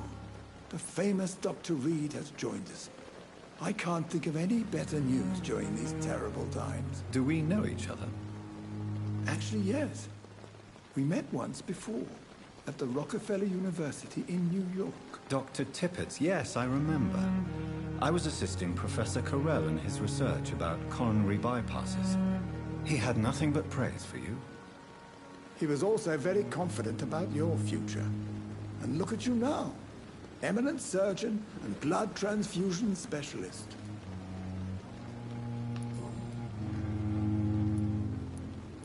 What can you tell me about the staff in the hospital? Some are really good, and others are not so good. But during this troubled period, there is no time for slander. I prefer to focus on the positive character traits. Tell me more about cherished people, then. Nurse Brannigan is a pearl. She is the most helpful and dedicated nurse I've ever worked with. A clever and cheerful woman. You really seem to admire her skills. I'll go even further. If she was a man, she would be a damn fine practitioner. Any opinion about the management? I don't always agree with Dr. Swansea's reserve, but I must admit he does all he can to keep this facility running during this crisis. Ah, yes, the burden of command. I was fed up with this concept while serving as a medical officer. Don't get me wrong. Swansea's a good administrator. I just wish he would get out of his office down again. You're exhausting yourself, Corcoran. Maybe you should think about preserving your strength. No. We must keep on healing all those poor souls. We are the last rampart before chaos. Once more unto the breach.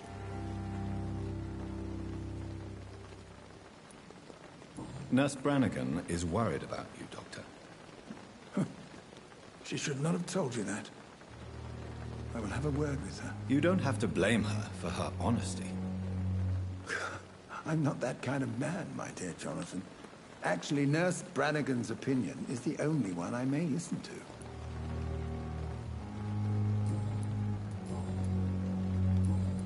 Goodbye, Dr. Tippett.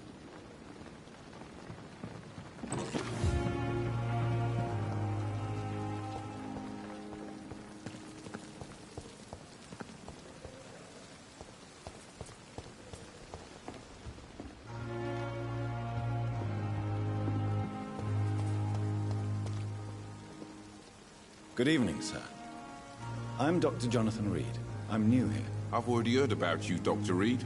I'm Milton Hooks, the ambulance driver for this shithole of a hospital. That's quite a blunt introduction, Mr. Hooks. You can call me Milton. I like to speak my mind, Dr. Reed. Perk of the job. Don't judge me, and I won't judge you. I'm not sure I understand what you're talking about. Well, I'm no doctor, but I'm pretty sure a gun can't be used as a surgical instrument. You have a keen eye. I learned to shoot during the war, and have carried one ever since. Old habits die hard. No need to explain, Dr. Reed. And if you ever need a better gun, remember, I may have something for you.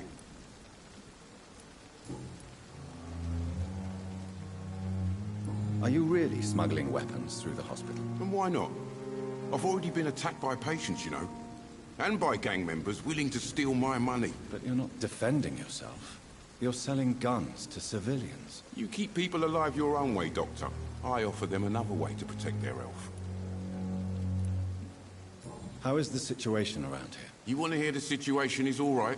It's fucking awful. We lack everything. And it's getting worse every day. So what do you do exactly in this hospital? Apart from smuggling guns, I mean. I've been an ambulance driver since... too long, I guess. I bring sick people here night and day. It's a dirty job, but I get it done. Most of the time. It sounds like things have been a bit rough recently. What's happened? Yesterday I got attacked by the patient I was bringing here. I escaped through the hospital's garden, but I lost my wallet when I was running. You left an infected patient outside the hospital? That's incredibly dangerous. Go there yourself if you want, but be careful, Doctor. I'd rather not bring your dead body back. Since you're on the front line, How is the sanitary situation in this vicinity? It's a complete disaster. It's even getting dangerous to enter some streets or buildings. Even the locals attack you. Holla holla. Musical notes ain't no holla back girl musical Why do you notes. have such a mediocre reputation among your colleagues, Milton? Fuck them. Nobody knows the horrors I've seen since working here. This city was sick long before the epidemic, Dr. Reed. I know it's a difficult task, but correct me if I'm wrong. Is this not the job you are paid to do? I've seen babies left to die while their brothers were properly fed. Innocent chicken. Underage girls and boys sold to all manner of perverts. I'm sorry, I don't know what to say. Yeah, exactly. We lack words. So excuse me if I don't look on the bright side of life. Musical notes and not that innocent musical notes. I'd like to see your goods. Wise choice, Dr. Reed. A reliable gun is what everybody needs these days.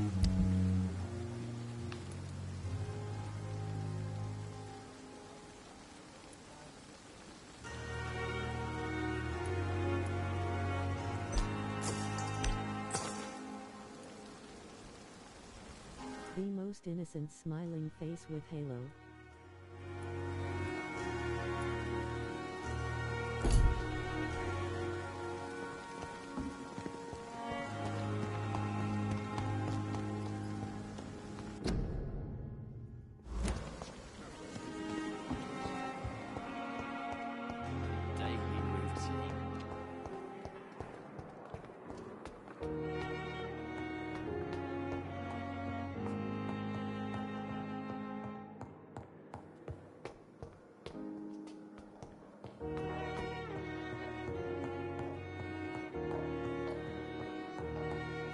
Not now.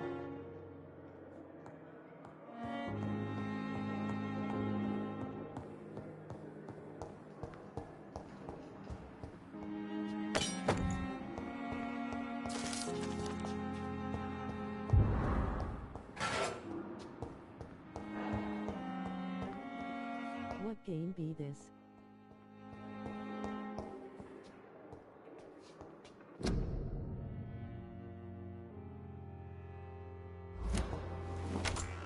This must be the place. It's definitely away from prying eyes. Relegated to the shadows. A kingdom of my own. At least I won't be sleeping in a coffin. The flower's dying. It needs water.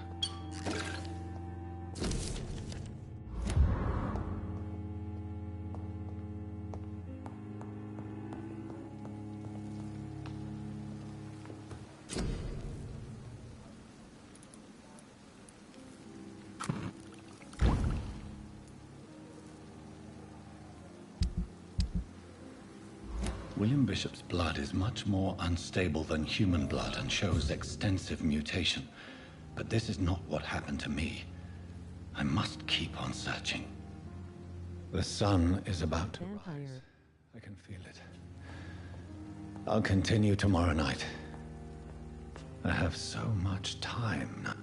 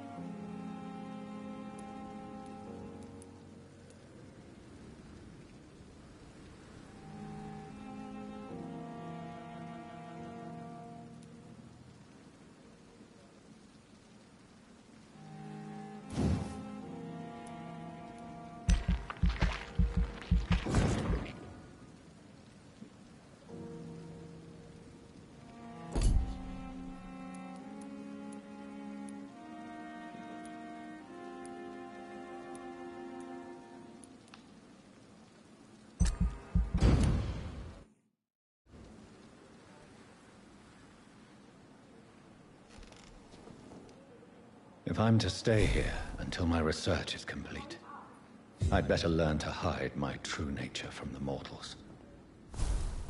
But what about my thirst for blood?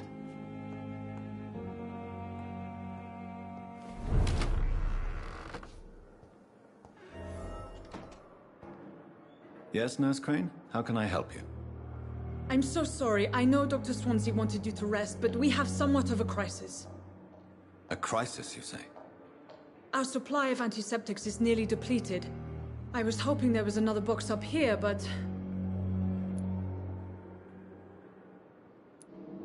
What type of hospital are you running? No antiseptics? You have been away too long, Doctor. With the war and now this epidemic, supplies have been running scarce for months now. I may have a solution. In France, during the war, drugs shortage was a daily problem, and we had to use our wits to overcome the shortages. However do you mean? If combined correctly, certain household chemical products can be used in a pinch instead. Now, where's the hospital storeroom? The storeroom? Fat chance. This is the Pembroke, and space is luxury we don't have. Everything used to be stored in the old morgue. Perhaps I should look there first. Where is this morgue? It's the large building behind the hospital. You'll need to go in the back door because it's been sealed off for sanitary reasons. Take this key. It opens a small back entrance at the end of a narrow street. The abandoned morgue behind the hospital. A small door at the end of a narrow street. On my way then. Thank you, nurse. It's locked, all right.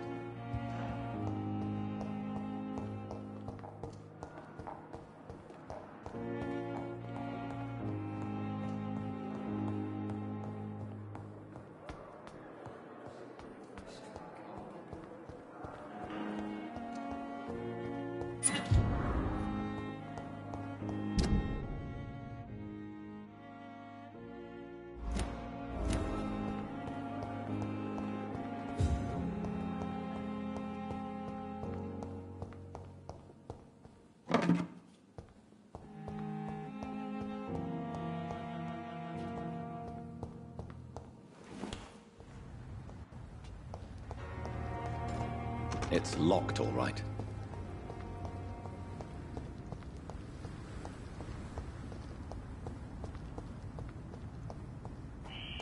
Scowl voices in the garden. I should investigate. If they were to find somebody.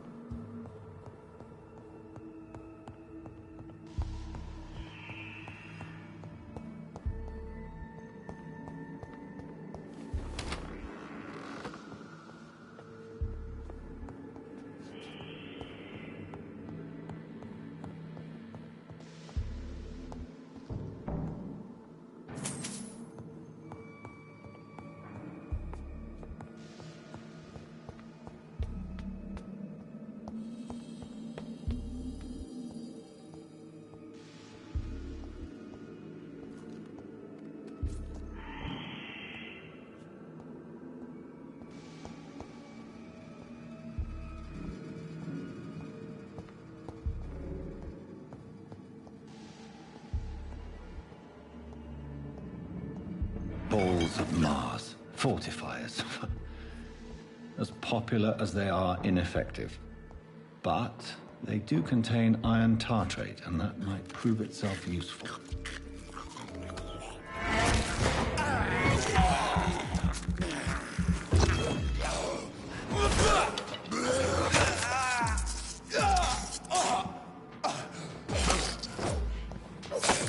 Behavior is similar to the infected William Bishop. Must be the same strain. This sickness moves faster than influenza.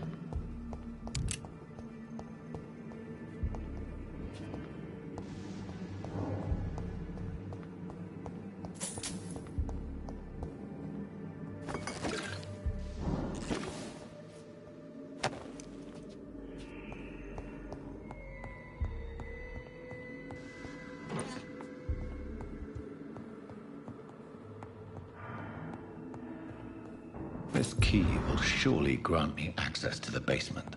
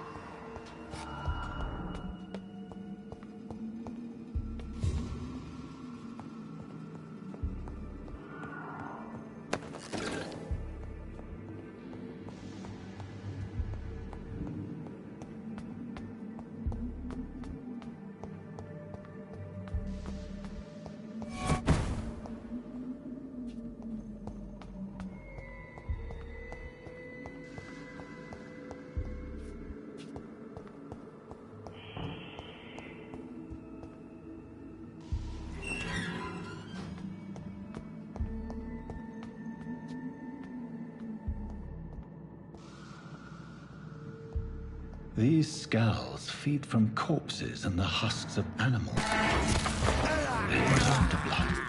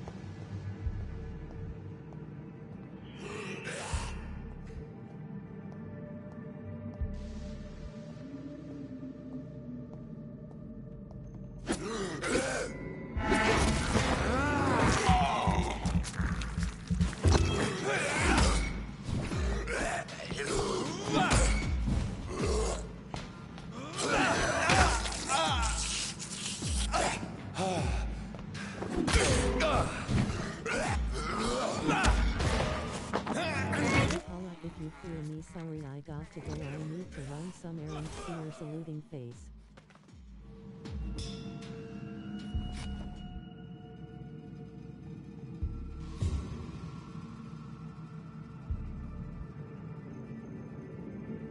Raising hands, medium dark skin tone, sign of the horns, medium dark skin tone.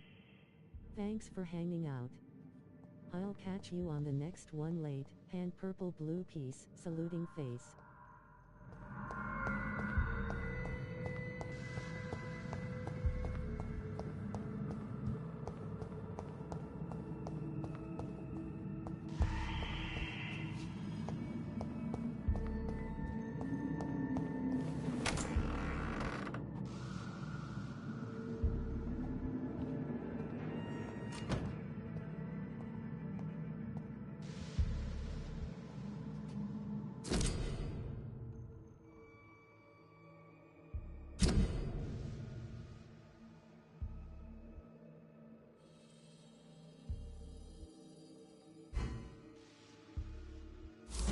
Mr. Connor's injuries don't match the report.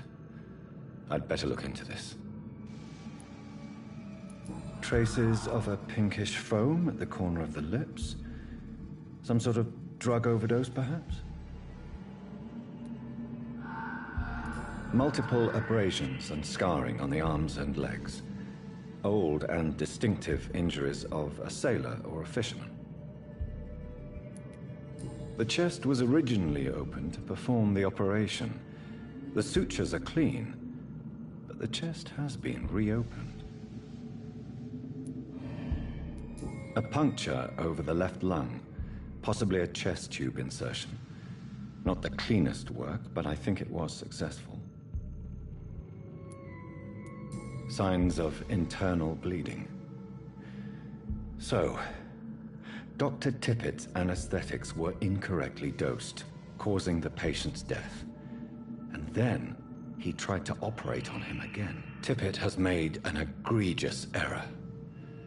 It's time we talked. It's locked.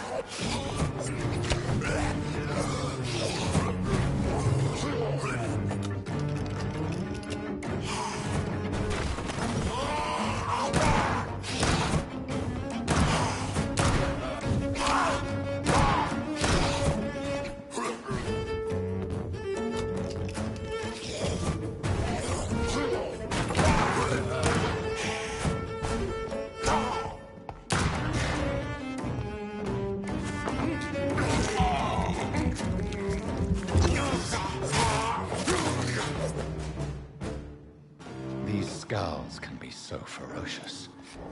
I'm not sure I can defeat them without becoming stronger. To drink blood is so tempting.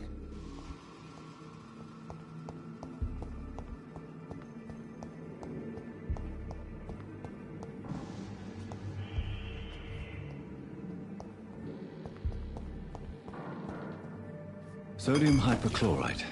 Dangerous to administer, but efficient in the proper dosage.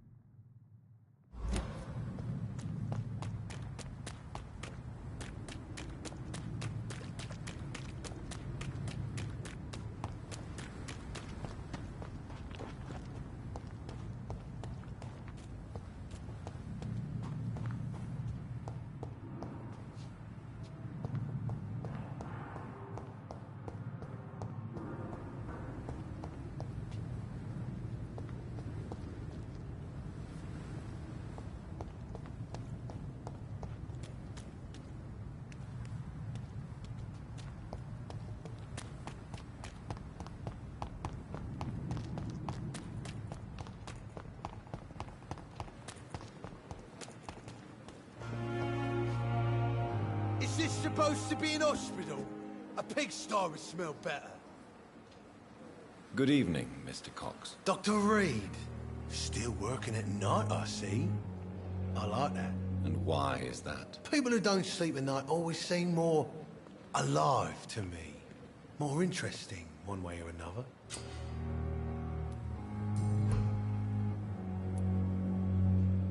Do you ever think about that poor fellow I saw you push in the water. The wound he gave me will make sure I don't forget him. Still fucking hurts. Boss had cut me good. What did he want? Revenge? I recently had to kill his brother. Poor arsehole thought it would be easy to return the favour.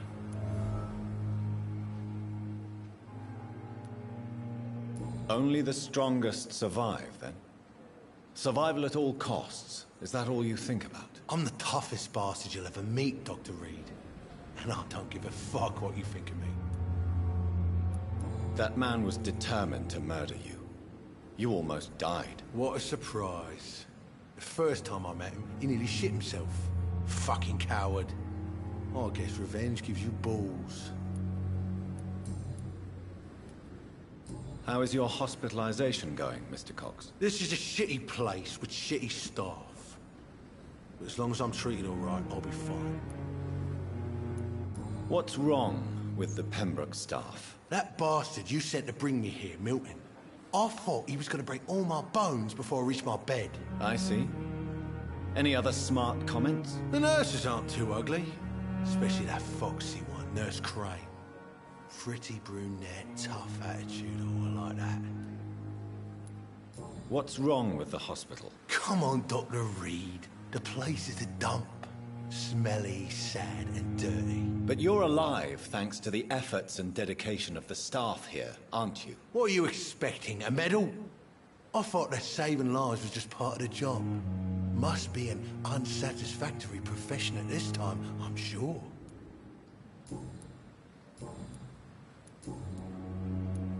How long do you think you can escape the law, Clay? I know this city like the back of my hand, Doc. I know its streets, who to pay, who to avoid, and who to bully. I won't get caught. The police may be slow, but they will find you eventually. Well, how come you didn't turn me in then? Nah, Doc, I figure you have something to hide so you can't ask the coppers for help.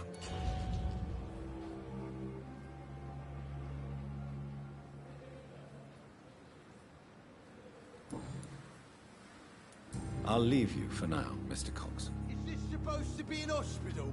A pigsty would smell better. Good evening, Nurse Brannigan. Good evening, Doctor.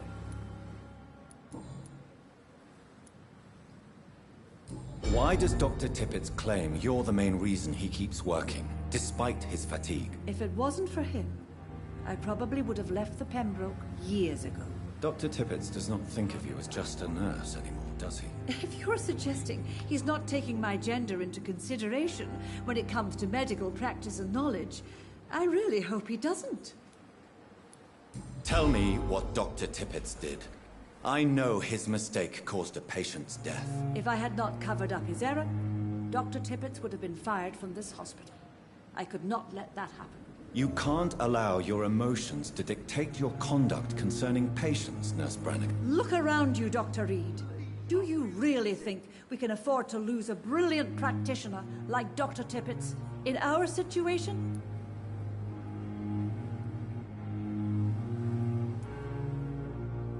I can't say I approve of what you did.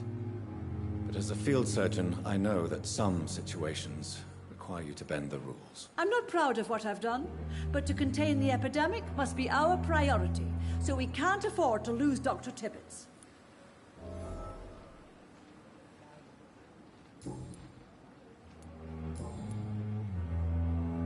How are things here? Not good, to say the least. We're struggling against an invisible enemy, more lethal than any bullet from a gun.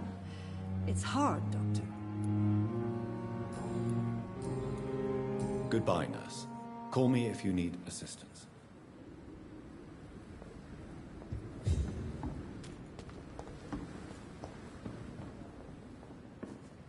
Is this supposed to be an hospital?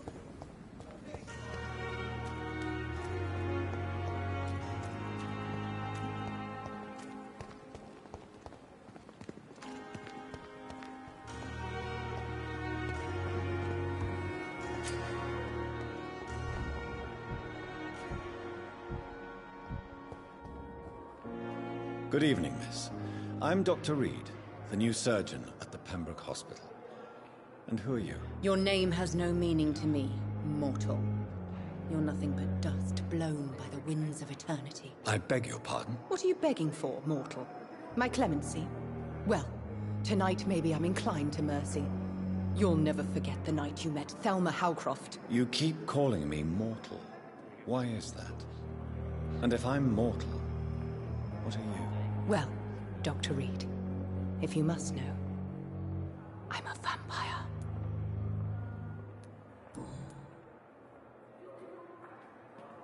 And why do you believe you're a vampire? I don't need to believe anything. It is what I am. It is what I feel within this hollow shell of flesh. I see.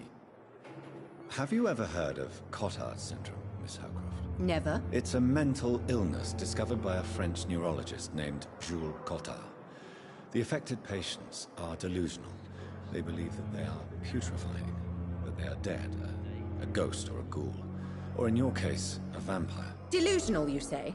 Oh, sad and petty mortal. You can't even begin to understand the concept of immortality. And you think it is I who am delusional. Please, describe to me how you feel. What is it like to be a vampire? I can hear my body crumble from the inside as my flesh cracks and fades. I sense the last pulse of postulant blood within my drying veins. I need new blood. I'm assuming you must be a patient here. Am I right, Miss Howcroft? It's only a cover. To hide from my enemies. I can leave whenever I want. As a woman, a spirit, fog, or bat. The staff here are not your enemy. They're here to help you, to care for you. I'm not speaking of the doctors in white. I'm speaking of the men and women who hunt me. For I am a vampire. I see. Don't worry. These people will not find you here. I'll personally make sure they leave you alone. Thank you, mortal. But do not interfere with them, for you are no match for those that hunt me. Who are these enemies you mentioned? Can you describe them? I cannot say for sure. But I sense their eyes on me from nearby. I feel them watching me every time I visit the garden near the morgue.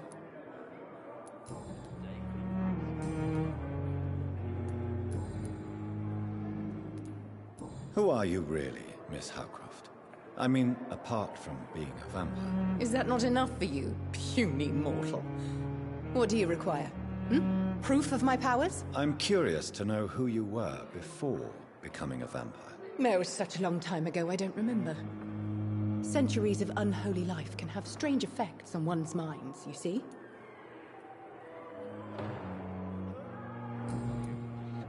I'll leave you, Mistress of the Dark, to your nocturnal activities.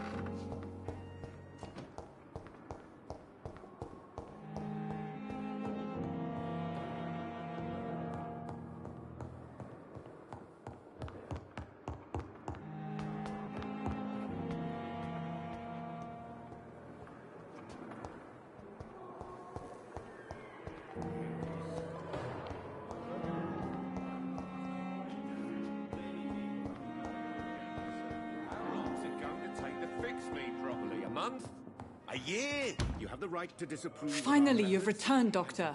Did you find anything of value? Yes, nurse. You've worked your first miracle, Doctor.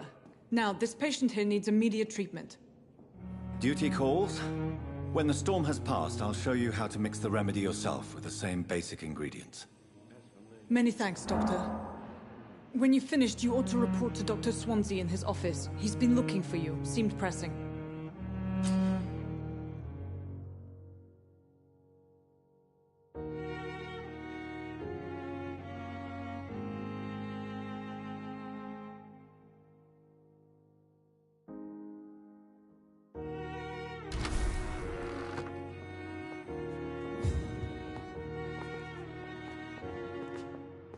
Good evening, Mr. Goswick.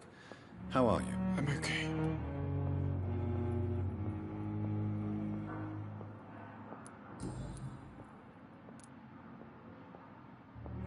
Why did your mother have you hospitalized here? She seems convinced this is a bad hospital. My mother just wants the best for me. She won't rest while I'm here. She'd go all the way to hell and back to help me.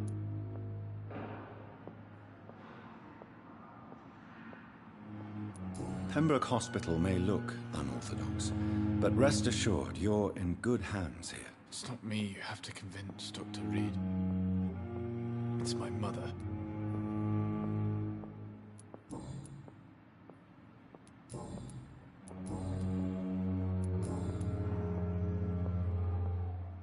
I have to go now, sir. But don't hesitate to contact me if you need any help.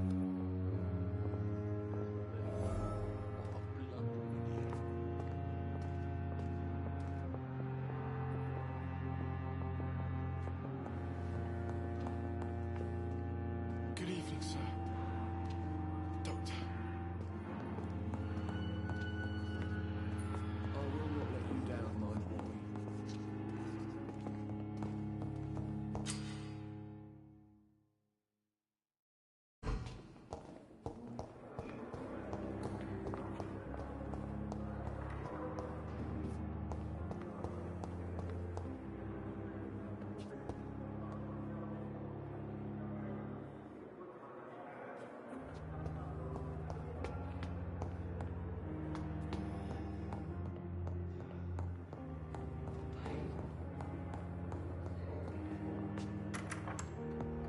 Please, Jonathan, come in. Fascinating, is it not? In the last decade, so many mysteries have been brought to light with our microscopes. The human body, biology's penultimate frontier. The more we explore its boundaries, the less we're able to trace a clear line between life and death.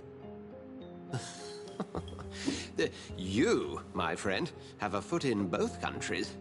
The view must be vertiginous. It's at least as vertiginous as chatting about vampires with you, I would say. This must be all so new to you. This area of town, the hospital, a brand new life. How stimulating it must be. I wish I could share your enthusiasm, Dr. Swansea. But my condition defies scientific categorization. Undead? Unalive? Immortality defies logic. I cannot express my thrill at this serendipitous turn of events. The world's most eminent specialist in blood transfusions, a vampire. One might say a gift from heaven.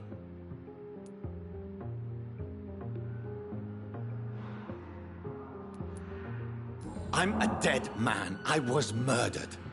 Now I'm a murderer. Tell me how this is a gift. Forgive me.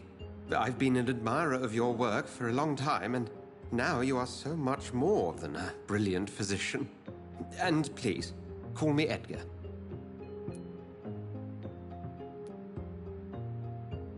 There is no need to apologize, Edgar. You offered me sanctuary when I had none. Very well. I have a task for you, Jonathan. Something that will require all your newfound skills. Please, go on. The Pembroke only survives through the generosity of our benefactors. Unfortunately, our main donor has found herself in a bit of a bind. Now, if you could help her out... A spokesman or politician is what you need. That's not my calling. And until I come to understand what has happened to me, I require discretion. Discretion is in order, Jonathan. Lady Ashbury has recently received rather indelicate correspondence that, if revealed, would jeopardize her position. And you would like me to eradicate this threat? By the stole, of course not. I would just like you to pay her a visit. Her ladyship is certainly near the tents outside, tending the sick. You can't miss her. Look for someone impossibly delicate. Accepted. I'll see what kind of trouble Lady Ashbury is in.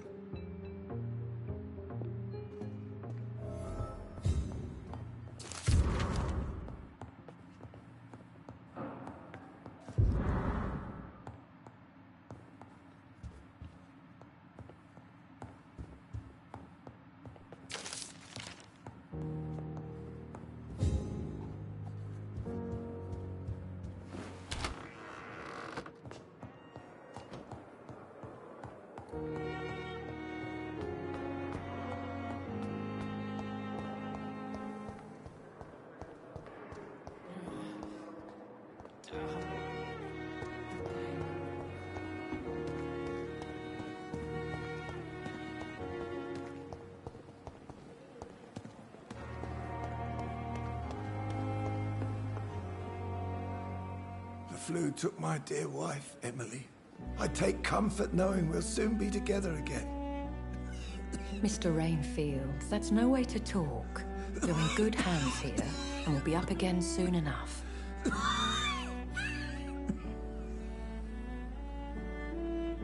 Now do me a kindness and get some sleep. I'll be back round later. Your words are kind, the blessings of an angel. You're the sweet, sweet Lady of Mercy.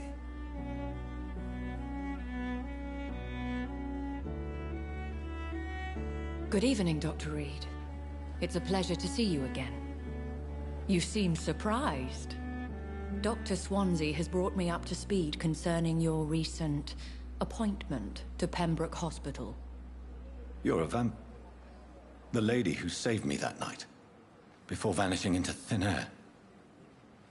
I remember you from the pub with Dr. Swansea. Indeed. Allow me to introduce myself formally this time. My name is Lady Ashbury. I remember you well, in spite of the brevity of our encounter.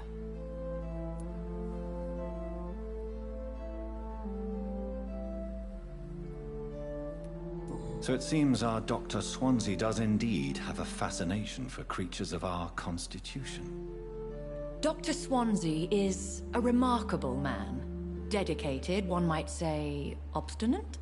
He spent years compiling our bestiary. I hope you're more disposed to answer my questions now. You must have countless questions, but our rather urgent matter first. Swansea has explained. My cover, if you prefer, has been compromised.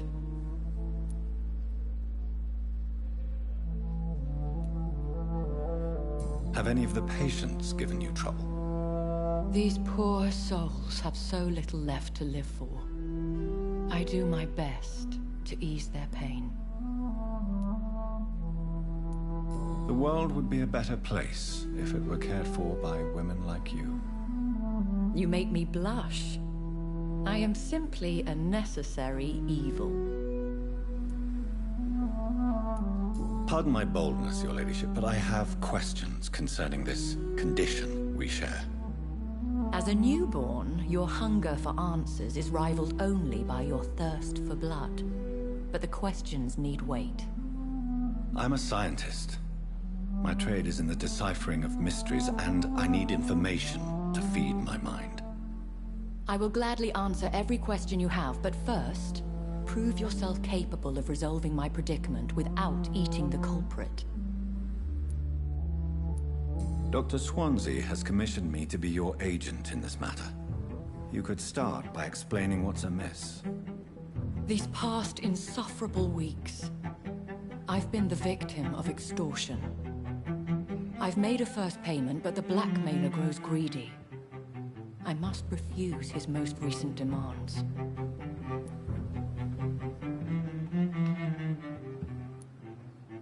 Who would be so foolish as to threaten you? A kindred spirit.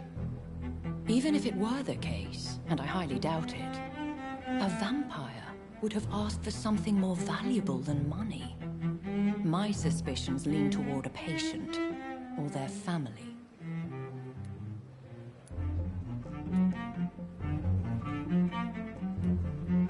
Please continue. Every detail is essential. I'm your man. My embarrassment in this matter is eclipsed only by my shame at having put the hospital at risk. The threat from our anonymous scoundrel is clear. A list of dates. My visits coinciding with the dates of suspicious patient deaths due to massive blood loss.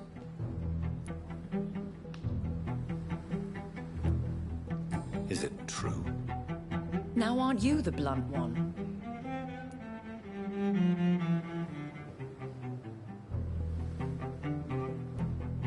Excuse my impertinence, your ladyship. This is not an interrogation. I assure you that this line of questioning is in your best interest. In all honesty, I'm not simply a patron to the hospital. My visits serve a dual purpose. Dr. Swansea has been treating my condition with a revolutionary technique of blood transfusion. It seems you are a specialist in the domain. I'll take care of it. Do you know where I should start? If that was the case, I'd settle the matter myself. You could talk to our local gossip, Harriet Jones. Not a pin drops here without her hearing about it. I'll meet that woman now. My life, as others know, is in your hands, Dr. Reed. I'm sure of your discretion, but I do fear your powers of persuasion will be put to the test. When this is resolved, I'll be your obligé. I'll answer all questions in regards of your condition.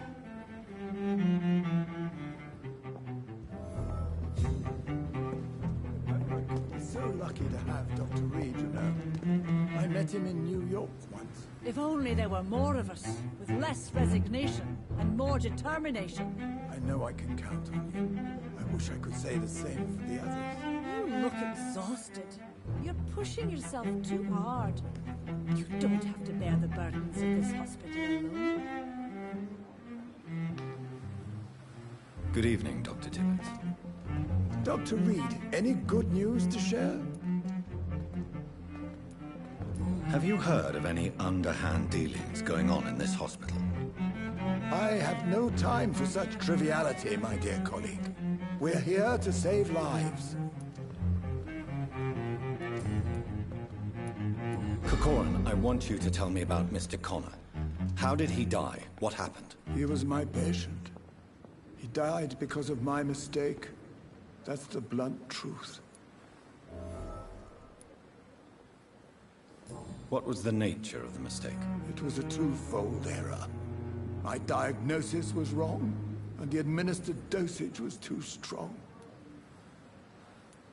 Who was this patient? I don't know. Some sick man from the docks, maybe a fisherman. I had no time to talk with him. No one claimed a body.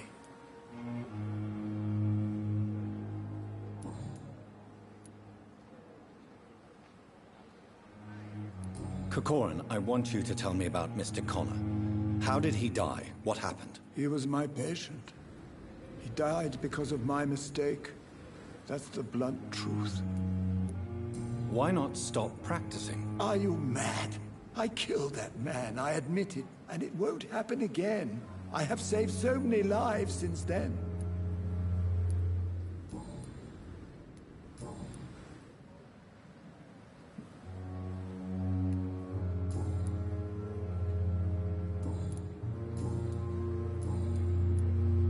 I will cover for you, Dr. Tibbets, by keeping what happened to Mr. Connor to myself. I don't know what to say, actually. I can't exactly force you to become my accomplice. You didn't force me. This is my decision to make. I believe you're still of use to the hospital, considering the situation. Then I can make you this promise. As soon as the epidemic is eradicated, I will resign.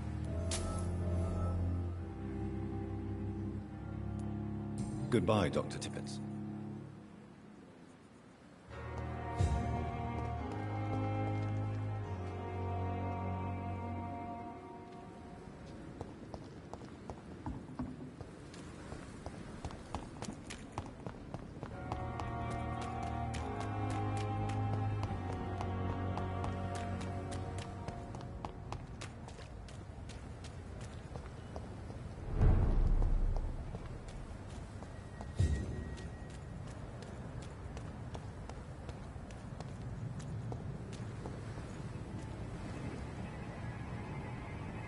Sorry, sir. Steady, boys! We've got one of them here.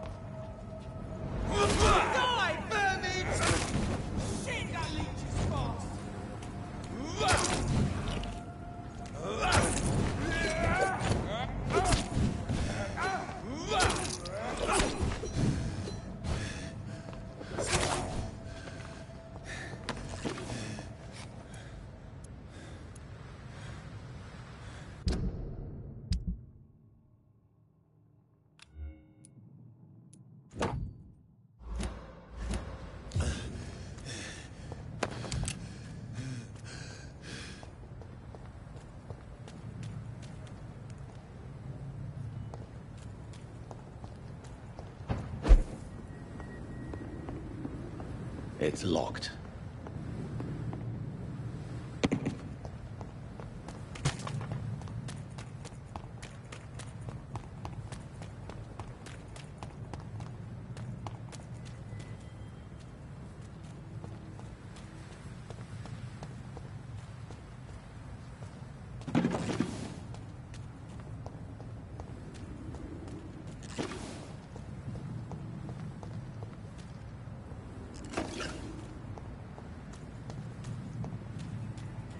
This is not a place for you, sir. Look lively! It's on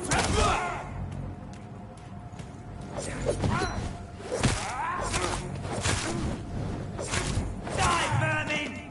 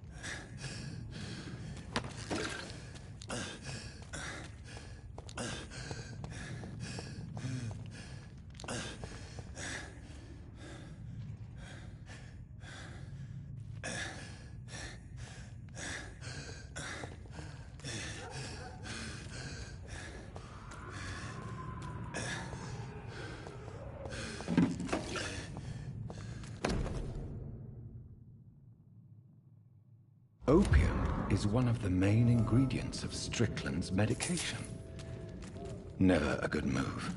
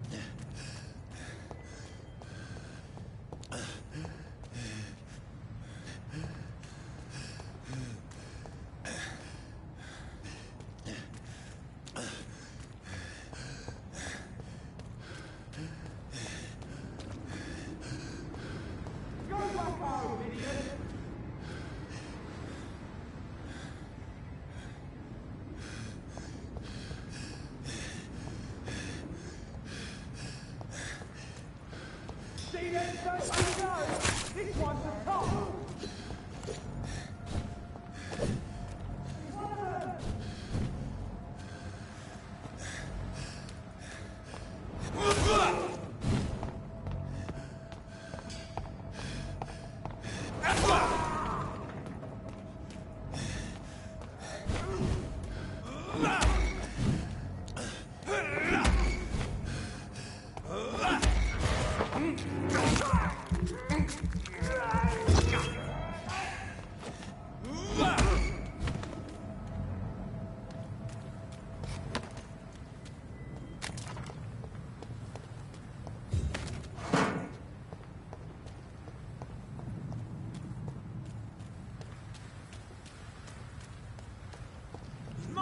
I'll take it.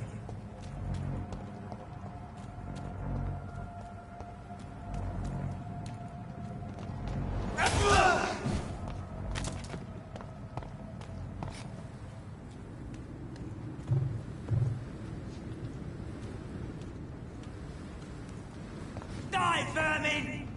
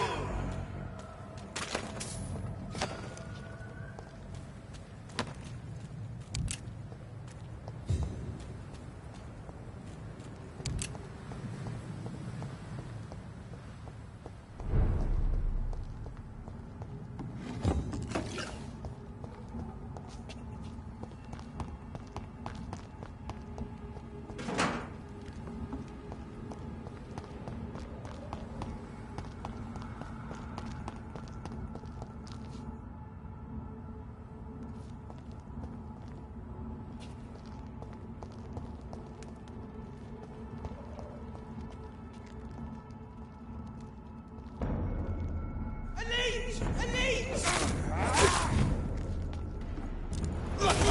We have to stop it!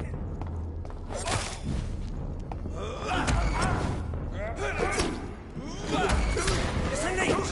Kill it! Oh my god!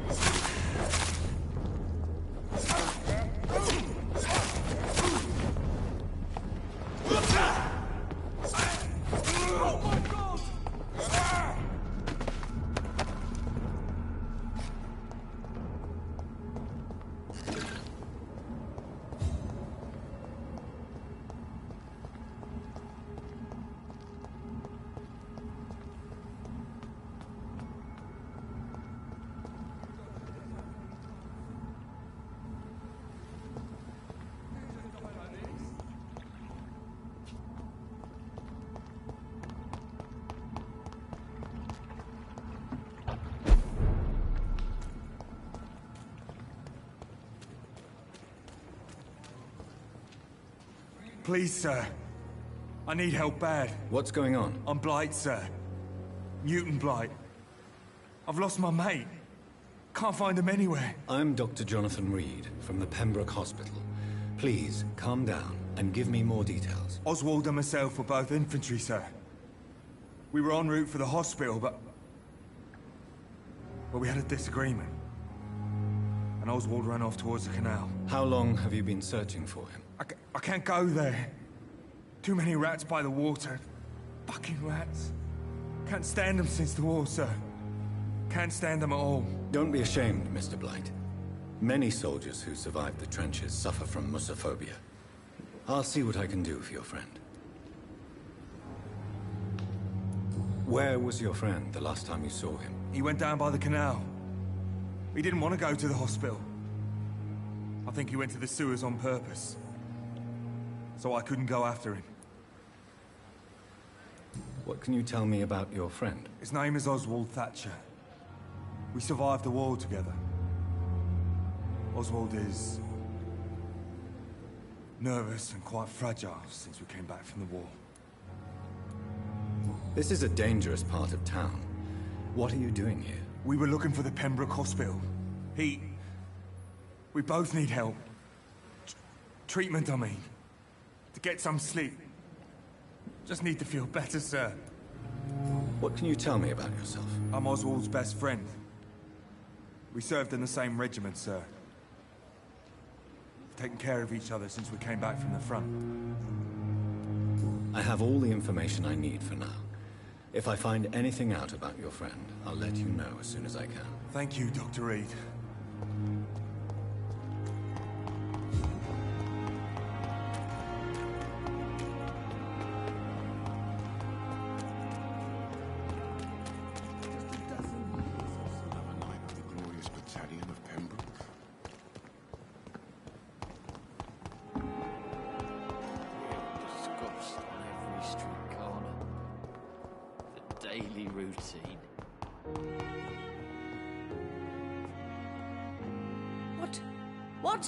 What is this? Who are you? Get out of my room. There's no need for alarm, madam. I'm Dr. Reed, the new surgeon. Preposterous. Dr. Reed, you say? I don't want some bumbling intern. Where's Dr. Swansea? Please, calm down, madam. I assure you that I am highly qualified. I'm just back from war duty. How brave. Threatening an old defenseless woman. You know how long I've been a patient here? You've picked the wrong fight. I'm Harriet Jones. Harriet Jones? Indeed. I've been meaning to have a chat with you. You know what goes on here better than any other patient, I gather. Oh, better than any patient, nurse or doctor. I've seen so many vile undertakings. I heard there have been some despicable goings-on. Was there a case of blackmail? Blackmail? Wait. You're investigating something. This isn't a social call. One of those incompetent cunts slit a poor sod's vein.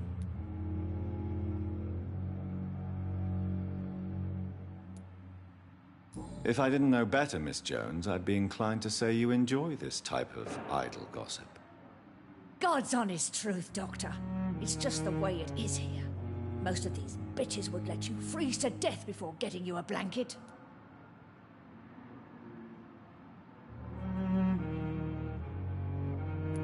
I assure you, madam, this is not an investigation into a possible medical error.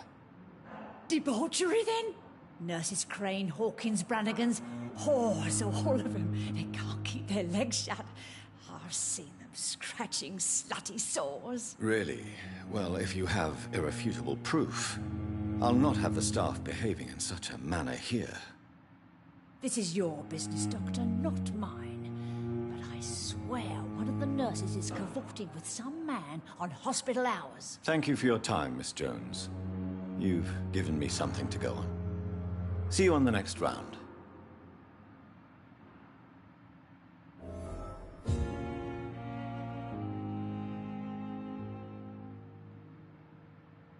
Miss Jones, greetings. How do we feel? Again? Waking a poor old woman in her sleep? There isn't a poor life needs saving somewhere? Now, I need to ask you a few simple questions. Well, if you really must.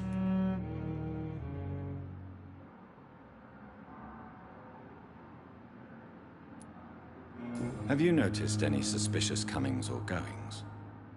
It would be a great deal easier to make a list of things unsuspicious in this house of charlatans. Come now, Miss Jones. Surely it's not that bad. Have you no eyes? This hospital accepts all manner of souls, regardless of origin. The proper sick cannot heal. We're kept sickened by the refugees.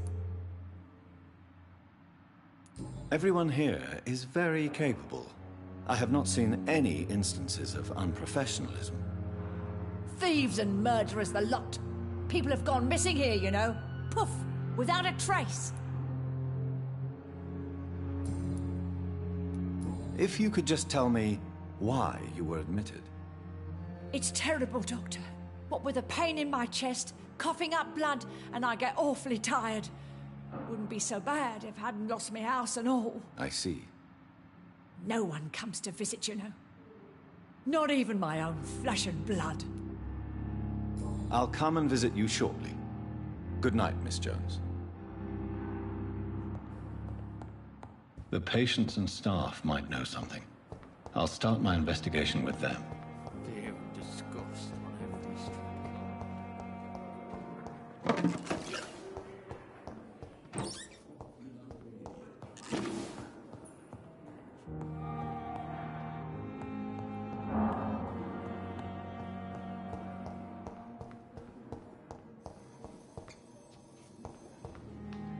Good evening, Dr. Strickland. And good evening to you, Dr. Reed. Can I be of any help?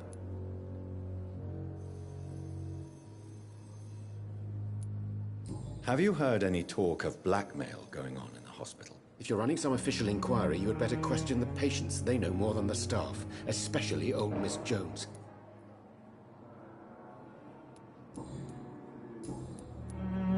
I located the shop, but it was vandalized, and the owner is missing. All I found was your order. I was afraid of such bad news. People are so desperate they're ready to burgle a shop for drugs. That's quite a list you ordered. Opium, sodium hypochlorite. It can't be just headaches you're trying to cure. This dreadful influenza, of course. I already ran some tests on hopeless cases. Without success, I must admit. Do you realize you could create a lethal poison without the correct dosage? Then there are the legal ramifications. Is this not true of any medical substance, Dr. Reed? However, if you would agree to improve it, I'd be glad to accept your help. As long as you promise to be scrupulous with your experiments, I may try to gather these substances, and even help improve upon the mixture. That's all I'm asking for, Dr. Reed. That's all I'm asking. Goodbye, Dr. Strickland. I can't let Strickland put his patients at risk with opium. Perhaps an adjusted formula will deliver more of a placebo effect. It's locked, all right. Good evening, Nurse Hawkins. Good evening, Dr. Reed.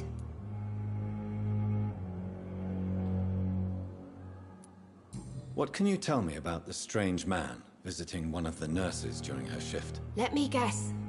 You spoke with that old shrew, Harriet Jones. Do not pay attention to her, Doctor. She's full of fanciful tales. No matter how you feel about her, Miss Jones deserves our help. Who says I don't care for her? Hate is what keeps that old crone alive.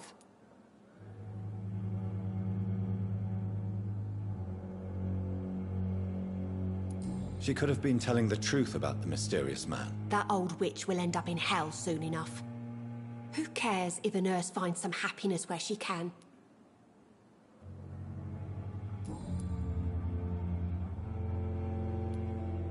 What can you tell me about the strange man visiting one of the nurses during her shift? Let me guess. You spoke with that old shrew, Harriet Jones. Do not pay attention to her, Doctor. She's full of fanciful tales.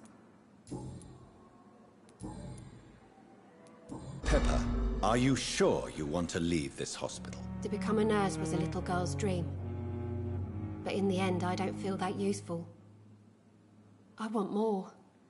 I want to make things change.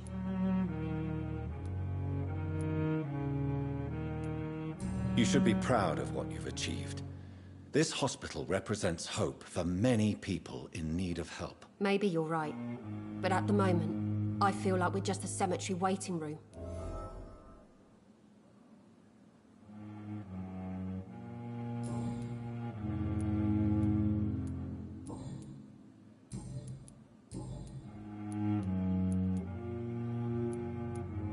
How is the Pembroke staff coping with the epidemic? Well, not well. Milton, the ambulance driver, is even more grumpy than usual, especially concerning doctors. Why does Milton dislike doctors? I don't know. Just ask him. But be warned, Milton is not the chatty type. Goodbye, Nurse Hawkins.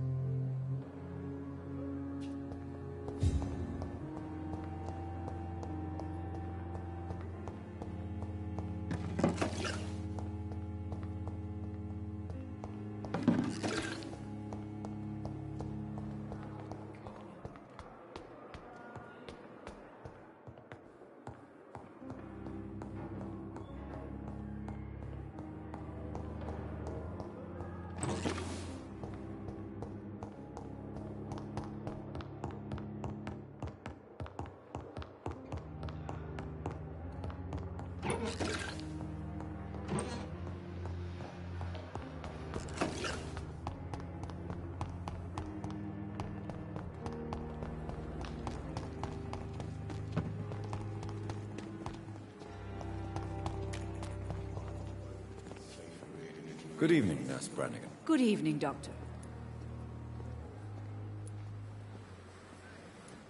Do you know if any of the hospital staff have criminal backgrounds? The people who work here all come from very different backgrounds, Doctor.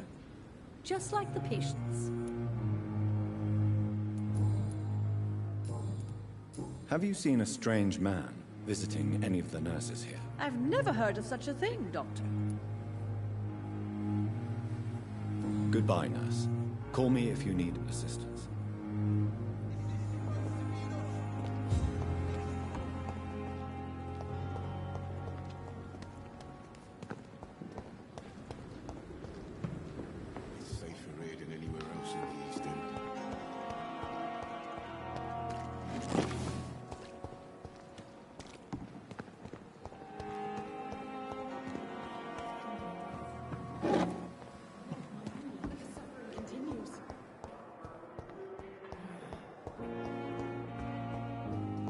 lack the resources, but we have some of the most brilliant minds in London.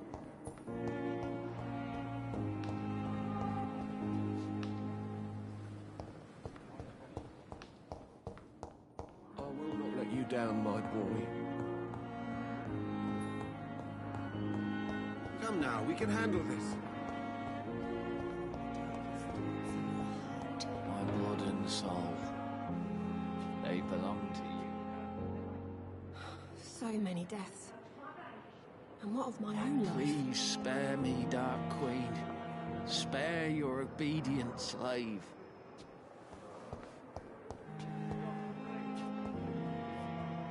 Good evening, Mr. Elwood. Evening, Dr. Reed.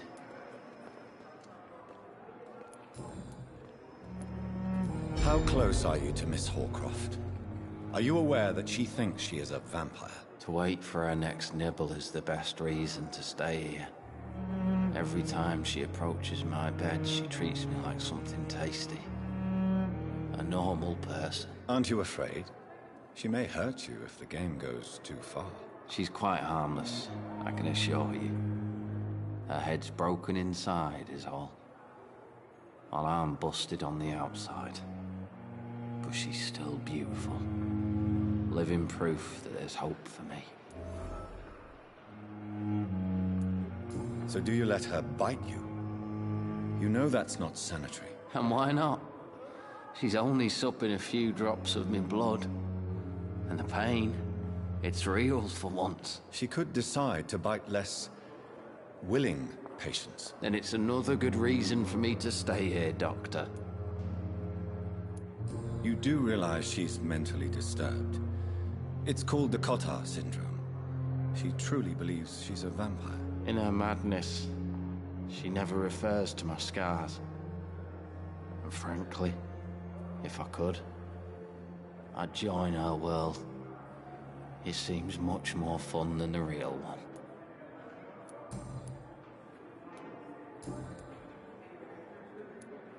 Goodbye for now, Mr. Elwood.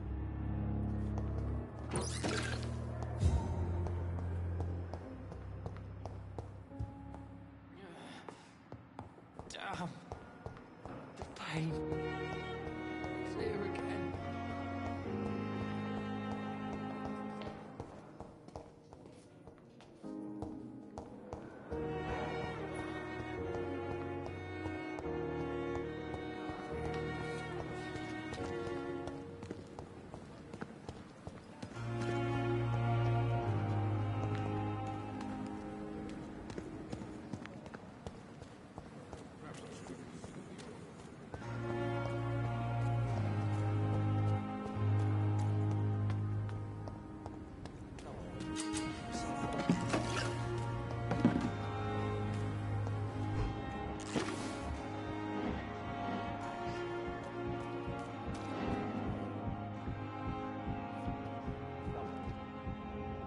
You're sure you don't come back with me?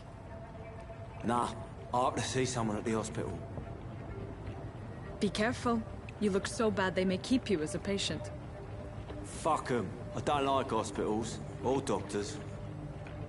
Well then, when you go back to Whitechapel, you may find this useful. What is it? A pass for a free medical exam by the best nurse available. Just read it. I don't read well, but thank you, I guess.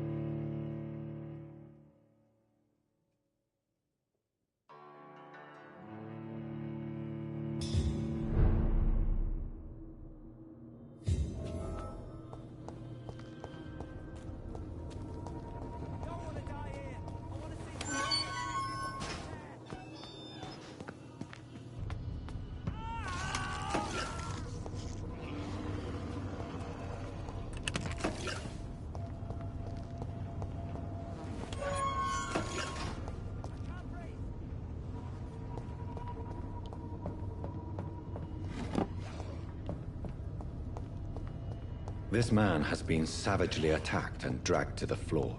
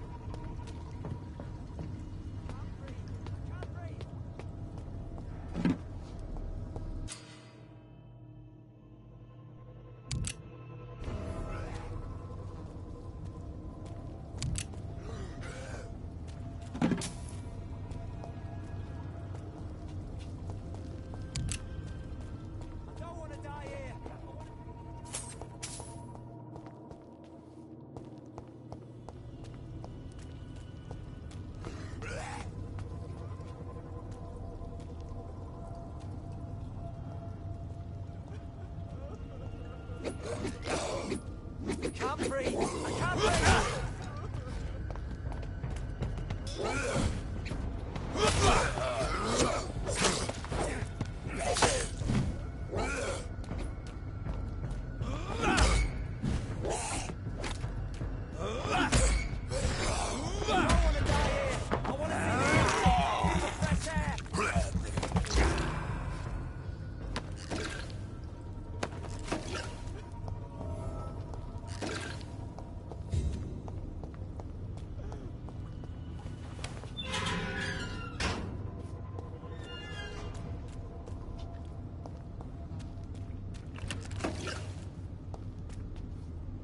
Are you injured, sir? Help me get out of here! I need to get out! I'm Dr. Reed, and I'd be glad to help you, but you must calm down first.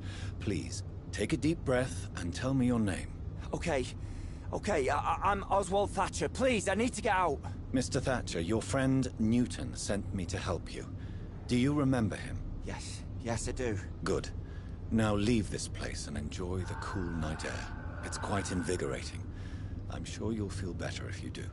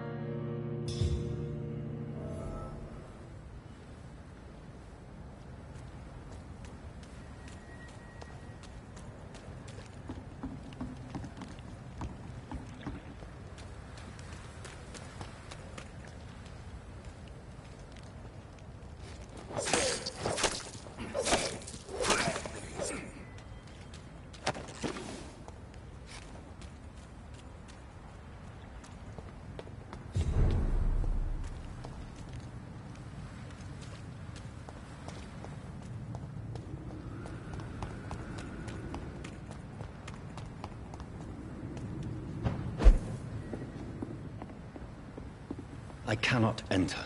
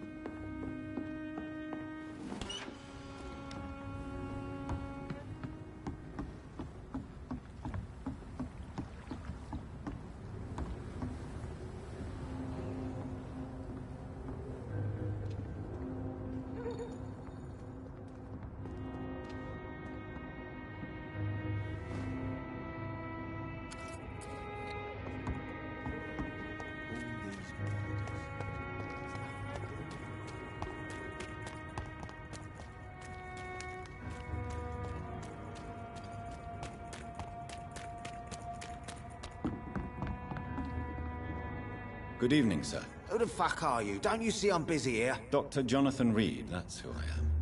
And who are you? Ah, some fancy gentleman we've got here. Clear off. We don't want strangers on our streets. So you won't tell me your name, then? The name is Booth Digby. Maybe I'll ask my boys to break one or two of your bones, just so you remember it. Are you some kind of vigilante patrolling these streets at night? Something like that, but the police aren't in charge here. We are, see? So you're a concerned criminal, is that it? Using funny jokes about me and my boys, are you?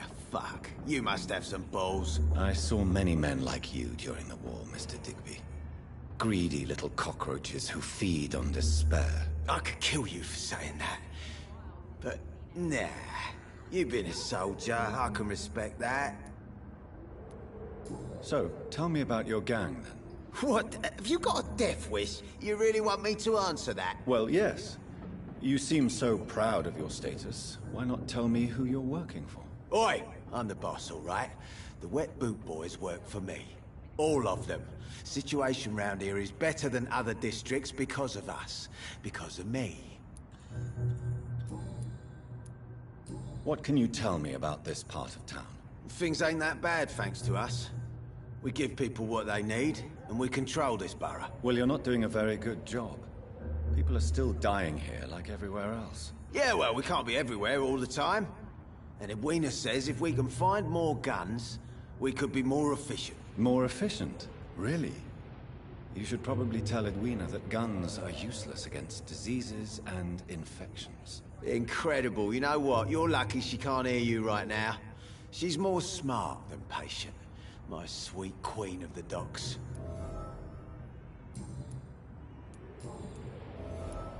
I know you're looking for an honest job, Booth. You're tired of this criminal life, aren't you? It's just an idea. Edwina loves to run things so much. You can never really leave the gang. Wet boys for life, you know?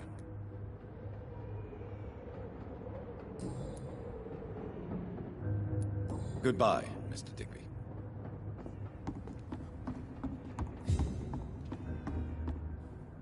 Good evening, miss. I am Dr. Reed. May I ask you a few questions? Who are you? What do you want? As I just told you, I'm a doctor. From the Pembroke Hospital, actually. The Pembroke Hospital, you say? I ain't paying any bill left by Clay. I'm not here to collect payment, Miss... Miss Edwina Cox. So what do you want then?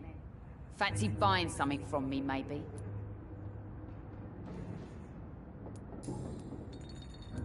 What can you tell me about your work? I'm a businesswoman. I buy and sell things, and I send my wet boot boys after anyone who don't play nice with me. Gang member and shopkeeper. Can't be easy running double shifts. If you're interested, I may find use of a doctor who can freely walk across the city, you know. I'm not interested in a career in the criminal underworld, Miss Cox. Fair enough. Stay away from us then, if you don't want to get hurt, or worse. Since my return from the war, I don't feel that concerned by threats, knives, or even bullets, if you must know. That's exactly what that stupid trade unionist claimed after he attacked one of us. Booth and I reminded him a bullet beats words every time. You're quite blunt, aren't you? I like people who know what they want and say what they think. This is a time of great opportunity for those ready to embrace their destiny. What can you tell me about this part of town? You can't trust anyone around here.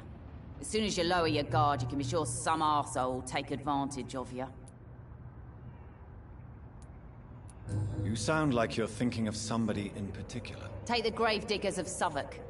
They must pay me every week, but it looks like they forgot who gave them permission to steal from the dead. Looting corpses in a mass grave. That is a new low. Whatever. Hey, since you're a doctor and all, maybe you can access that forbidden area and remind those bastards what they owe. Really? Don't you think that's a little bit excessive? Bastards, all of them. This region only responds to violence and threats.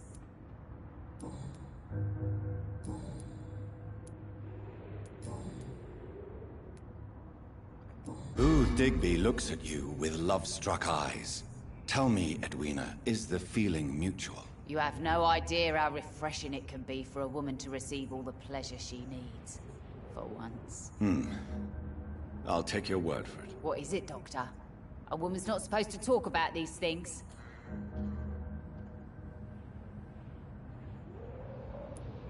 Behind all your crude words and your attitude, I sense romance and a soft heart, Miss Cox. Romance? I have no time for such rubbish. I use Booth like I use everyone else. Tell me about the man you and Booth killed, Edwina. The bastard killed one of us and received retribution. There's nothing else to say. What happened exactly? I don't know, and I don't care. One of ours was killed by that communist bastard, but he didn't brag for long. So you have no idea what really happened, but you executed him anyway. No one messes with the wet boot boys, Doctor. This is our territory, and this is our law. And your conscience is clear. You kill without hesitation. Violence is an efficient tool, Dr. Reed, when used properly. So you decide who lives and who dies, just like that? Yes, Doctor. Just like that. I'm not saying it's fair. I'm saying it's my way of dealing with troublemakers.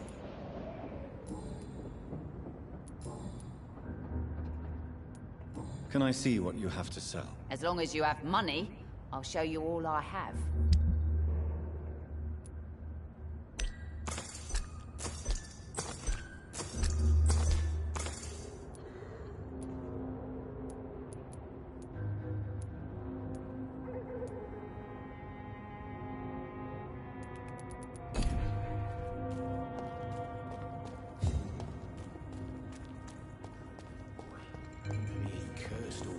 Just another lost orphan. Good evening, sir. Whatever. Don't you recognize me? We met a few nights ago. Don't take it personally. I spent a lot of energy forgetting what I did the night before. Yes, you had definitely drunk too much then as well. I'm Dr. Jonathan Reed. I'm Dyson Delaney. I'll try to remember you. This time.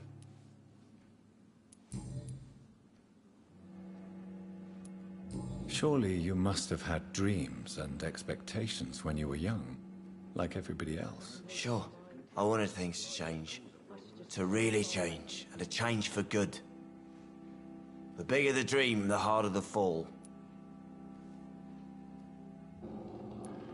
Do you really think the world is that bad? No, I believe we all can choose to make it better. But most of us are too weak, too corrupt and too guilty. I failed for sure, but others will come.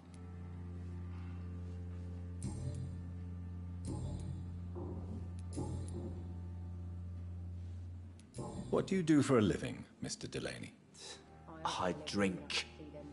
I drink in the morning and at noon. I drink at night. And then I drink some more. Don't you work at all? I'd love to, but I don't have the time. Didn't I tell you? Drink in the morning and at noon. I drink at night. Why do you drink so much? Maybe it's because I prefer dying slowly. Death can be so abrupt. Personally, I like to see mine coming at my own pace. You sound very sad, sir. That's because I am, Doc. Inebriation aside, do you need medical help? Yes. I feel sicker than usual these days. Take this, then. And perhaps you could try to slow down the alcohol intake, too. Hey, Doc, you don't really want me to stop the only remedy I can afford.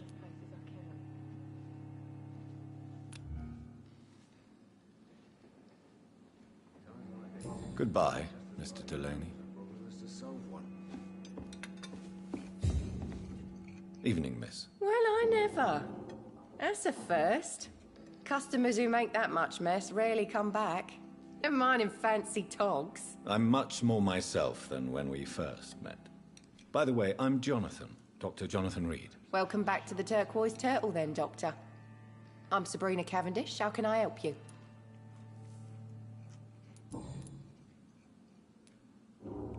This place seems, how shall I put it, very colourful. I'm sure it has plenty of stories to tell. We get people of all sorts here. It's that rare place in the docks where you can have a drink without being murdered. At least it's not happened yet. So this bar is neutral territory, then? Yeah. Tom's convinced this is something the locals need. No one ever draws a weapon here. That's one of the reasons I accepted the job. Your boss must be quite the negotiator to force such an agreement. Yeah. Tom's a great bloke. Mr. Hampton, who runs the night asylum, he's the only other man that's able to keep peace around here. What can you tell me about this area? People don't appreciate that line of questioning round here. You best be more careful with what you say, sir. You look concerned, Miss Cavendish. This is a bad borough. Most people I know are afraid. Most locals will rob you blind, or worse. You best mind your step.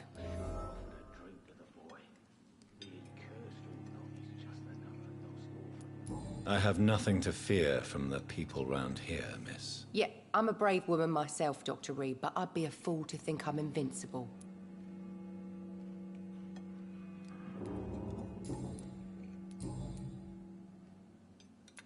Excuse my curiosity, but where exactly are you from, Miss Cavendish? Something bothering you? What, my name? Or my complexion? Believe me, I never judge someone on their place of birth or the color of their skin. If that's true, you'd be one of the few not to make fun of me. Just you, Tom, Dyson, Miss Fishburne, and of course Mr. Hampton. I'm sorry if I worried you. I was just curious to find out if you know this part of town well. Nosy.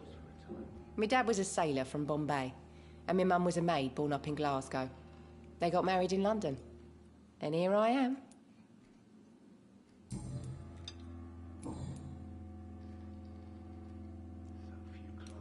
Goodbye, Miss Cavendish. No one dares go outside.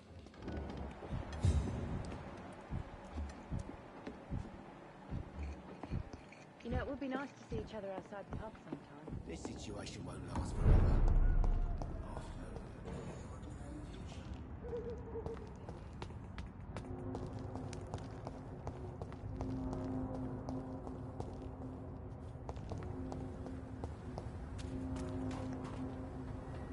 Good evening, sir. Good evening. Why must it always be a good evening? I was just being polite. I'm Dr. Reed. I'd like to ask you some questions, if I may. Don't like questions. Or doctors. And the name is Seymour Fishburne, if you must know. What's your occupation? I take care of my mum. That's what I do. She's the only good thing in my life. Even though I don't treat her so good. You seem upset. Is something bothering you? I lost the necklace I bought her. I'm a fucking idiot. A worthless idiot. Sometimes it's hard to be a good son. I just want her to smile. No, I was thankful for her patience, appreciated like... God knows she deserves it.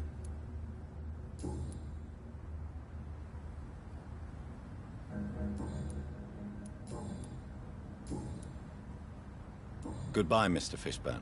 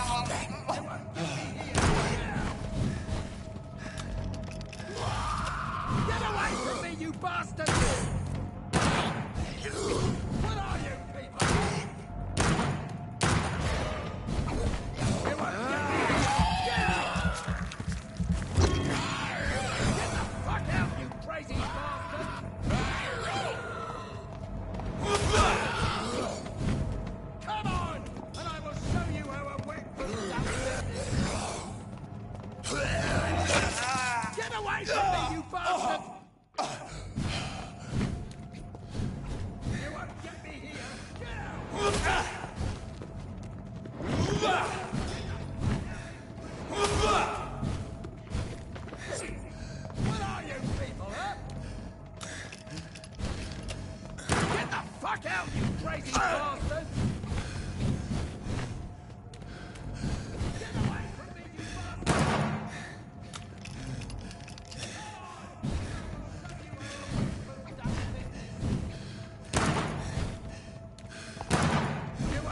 me here!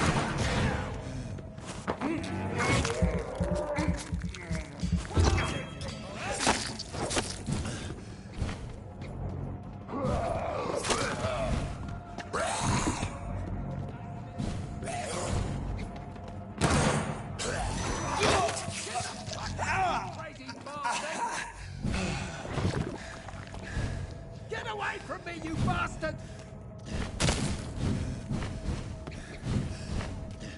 What are you people?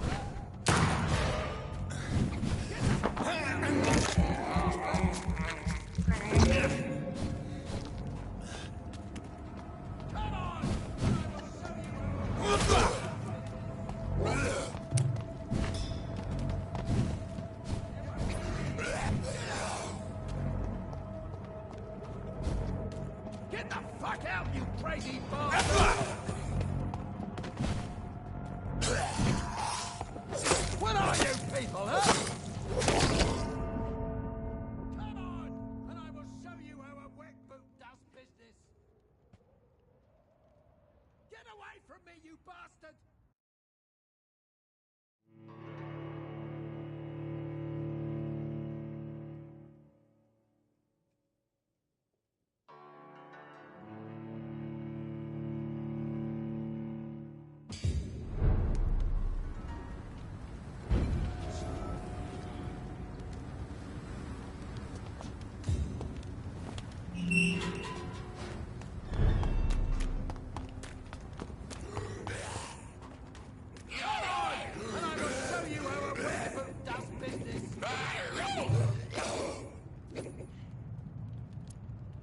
You won't get me here! Get out! Get the fuck out, you crazy bastard!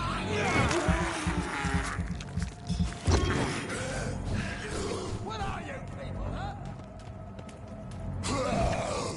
Get away from me, you bastard!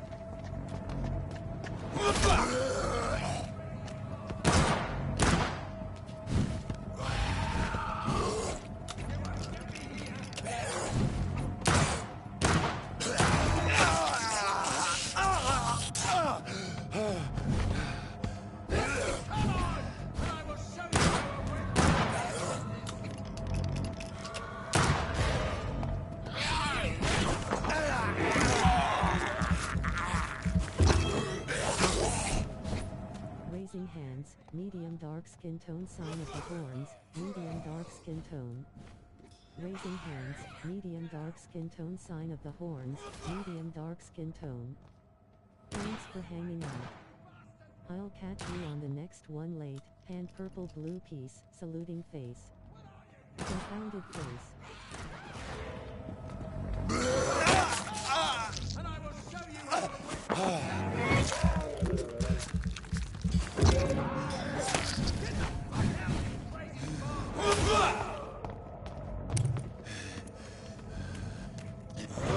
Get me here!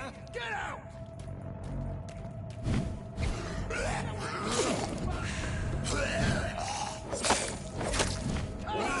And I will show you how a wet boot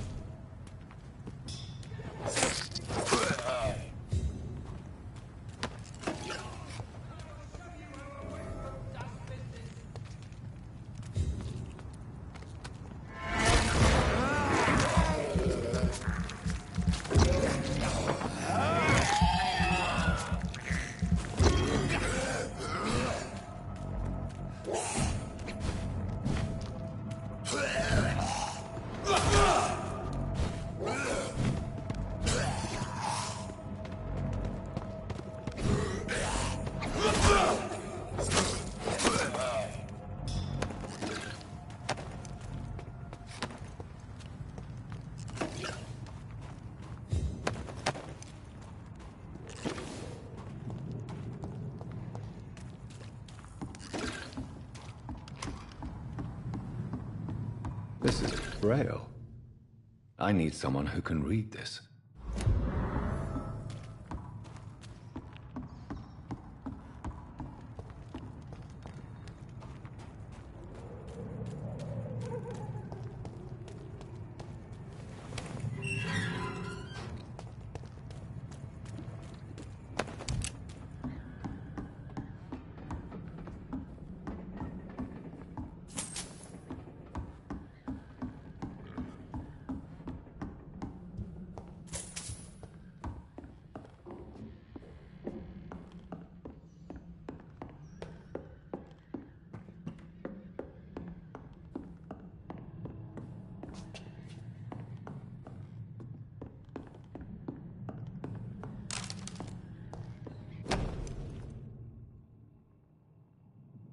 There is a name engraved under the blood on the back of the case.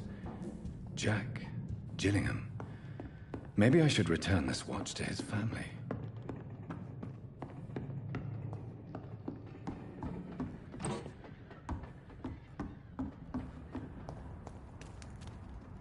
Are you all right, sir?